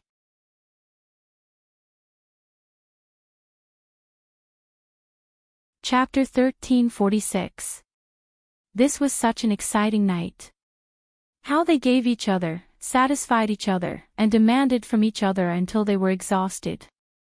By the second half of the night, even Li Nanheng could barely remember. Tonight, the little woman was as enchanting as fire on his body. She took the initiative to make him wonder if she was only like this when she was drunk. However, he couldn't spare the effort to think about it. He was pestered by her again and again until he wished he could die on her. The night passed quickly. The wound on Li Nanheng's arm was slightly infected and inflamed in the hot spring pool. He didn't take care of this arm all night. In the early morning, his body temperature was slightly high. Feng Ling was woken up by the rising temperature of the man's body. She abruptly opened her eyes and felt that the man's injured and inflamed arm was still holding her firmly. She slowly sat up, slowly pushed his hand away, turned her eyes, and looked at him calmly for a while before looking at the condition of his arm. Last night, when the two of them were rolling on the bed, he felt that the wet gauze was a hindrance, so he took it off and threw it away. Although the bleeding had stopped, the wound was obviously white and swollen. She felt that it was probably a fever caused by the heat from the wound. She had already sat up, but he still hadn't woken up. It was obvious that his fever wasn't light. She gently got off the bed, turned around, and brought in the gauze and disinfectant that she hadn't used last night. She then returned to the bed and gently treated his wound. She disinfected the infected area for a while longer. Li Nanheng frowned in his sleep because of the stinging pain on his arm. Several times when he was about to wake up, Feng Ling pressed her hand to his eyes, stroked his eyebrows, and said softly, "Continue sleeping." If he woke up, she wouldn't be able to continue sitting here calmly and helping him apply medicine. As expected, the man continued to fall asleep because of her temperature and voice.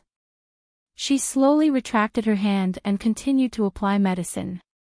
After repeating this for almost half an hour, she finally treated his wound and slowly wrapped it with gauze. When everything was done, the sky outside was already bright. It was probably past 6 in the morning. Feng Ling got up and found a bathrobe in the closet in the room. To put it on.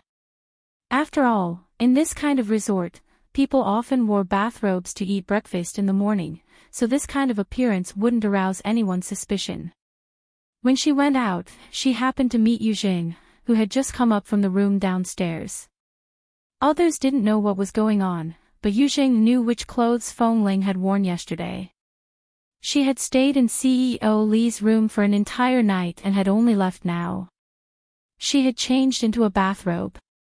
Feng Ling did not say much. She only nodded politely at Yuzheng and walked out. When she passed by him, she said, "The wound on your CEO Li's arm is infected and inflamed. I've treated his wound, but I'm definitely not as professional as a professional. He has a fever. Keep an eye on his condition. If he doesn't feel, let him take some medicine." Yuzheng was stunned.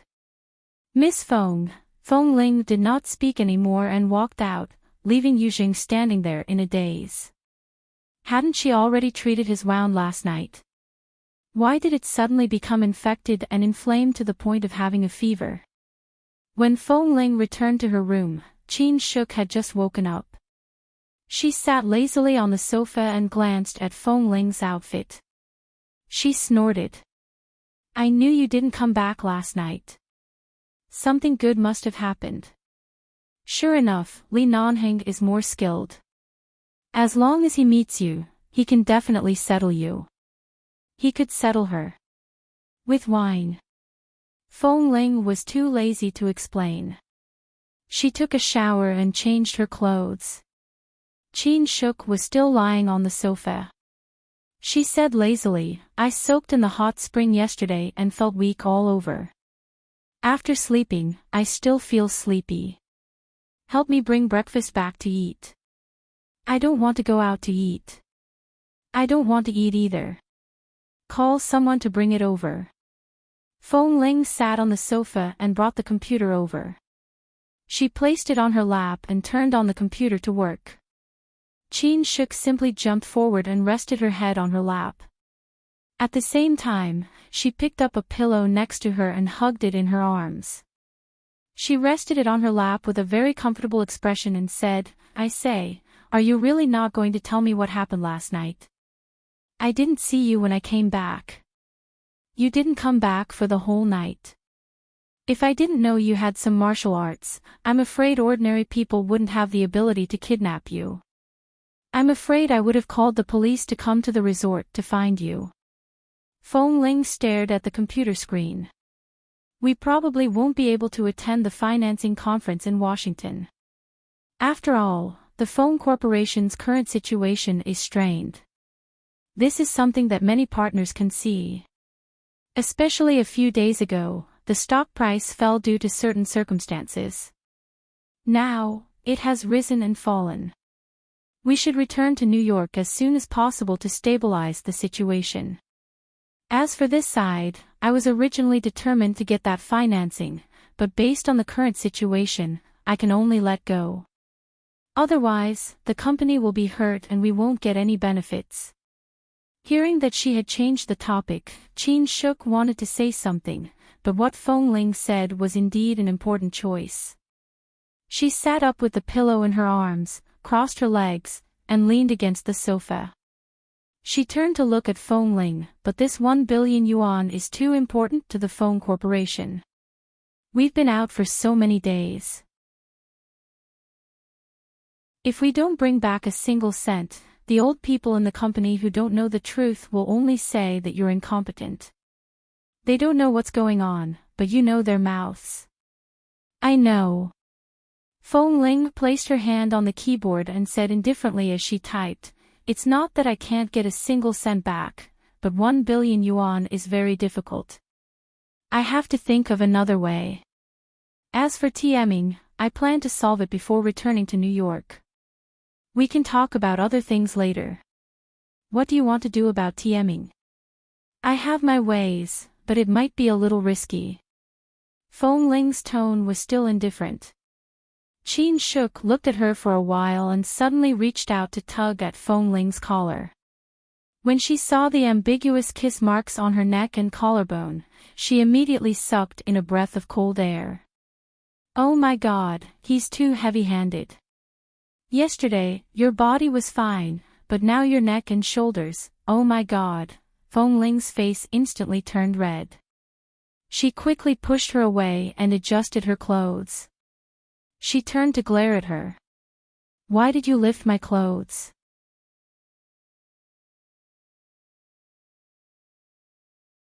Chapter 1347. "I'm just curious about your battle last night." Qin Shuk held back her laughter and blushed. After all, although she was very bold, she had never met a man who could make her willingly sleep with him. She had always only dared to watch and speak. She had never dared to do anything. "I didn't expect it." She smiled. "It seems like Li Nanheng really had a good time last night. Have you been enlightened? Have you remembered who the boss is?" "I knew it. You shouldn't keep holding back your bad temper. When it's time to show weakness to him, you should show weakness. This way, perhaps CEO Li can." Feng Ling closed the computer and turned to leave, no longer listening to her nonsense. She had drunk too much last night. Later in the hot spring, perhaps because the water was too hot, the alcohol concentration in her body had dropped significantly, causing her to be half awake. But perhaps it was because of the environment, the scene, the lingering alcohol in her body, the tenderness in the man's eyes. Because of various reasons, even though she was clearly sober, she couldn't help herself. She didn't want to think about it anymore. There were only 2 days in the resort. The first day passed just like that. The next morning, Li Nanheng's fever had not subsided. He was resting in his room and she didn't see him for the entire morning. After the afternoon, Feng Ling sat in the dessert house in the resort, eating dessert with Qin Shuk while talking about work with a certain boss. Of course, the other party wouldn't give her any financing. They were only talking about some simple cooperation cases. Thankfully, the conversation was very pleasant. Although the company behind this husband wasn't very strong and couldn't help much in terms of financing, he could at least add tens of millions of yuan to the Feng Corporation. This could be considered as temporarily solving the company's urgent problem. The current situation in the company was not as good as it seemed. The only liquid funds could only maintain the salary of all the employees for a month and the money to maintain some things on the surface. There was really not a single cent left. These tens of millions were like rain after a long drought.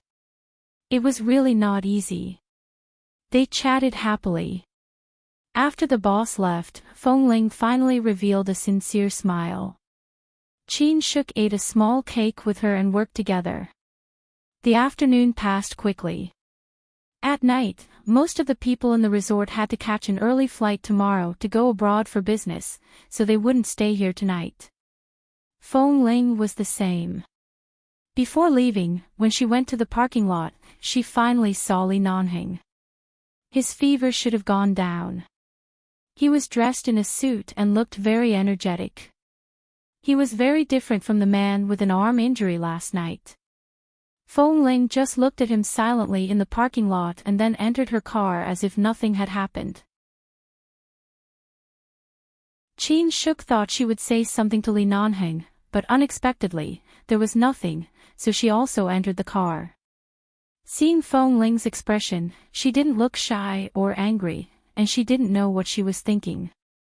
Yu Zheng, on the other hand, stood by the side and looked at the car door that had already been closed. He then looked at the man in front of him.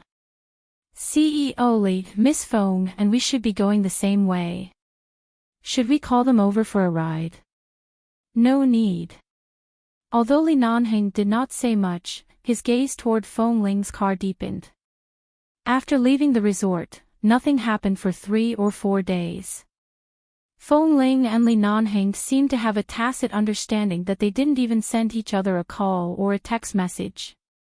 It was as though what happened that night was really just an erotic dream she couldn't remember after getting drunk.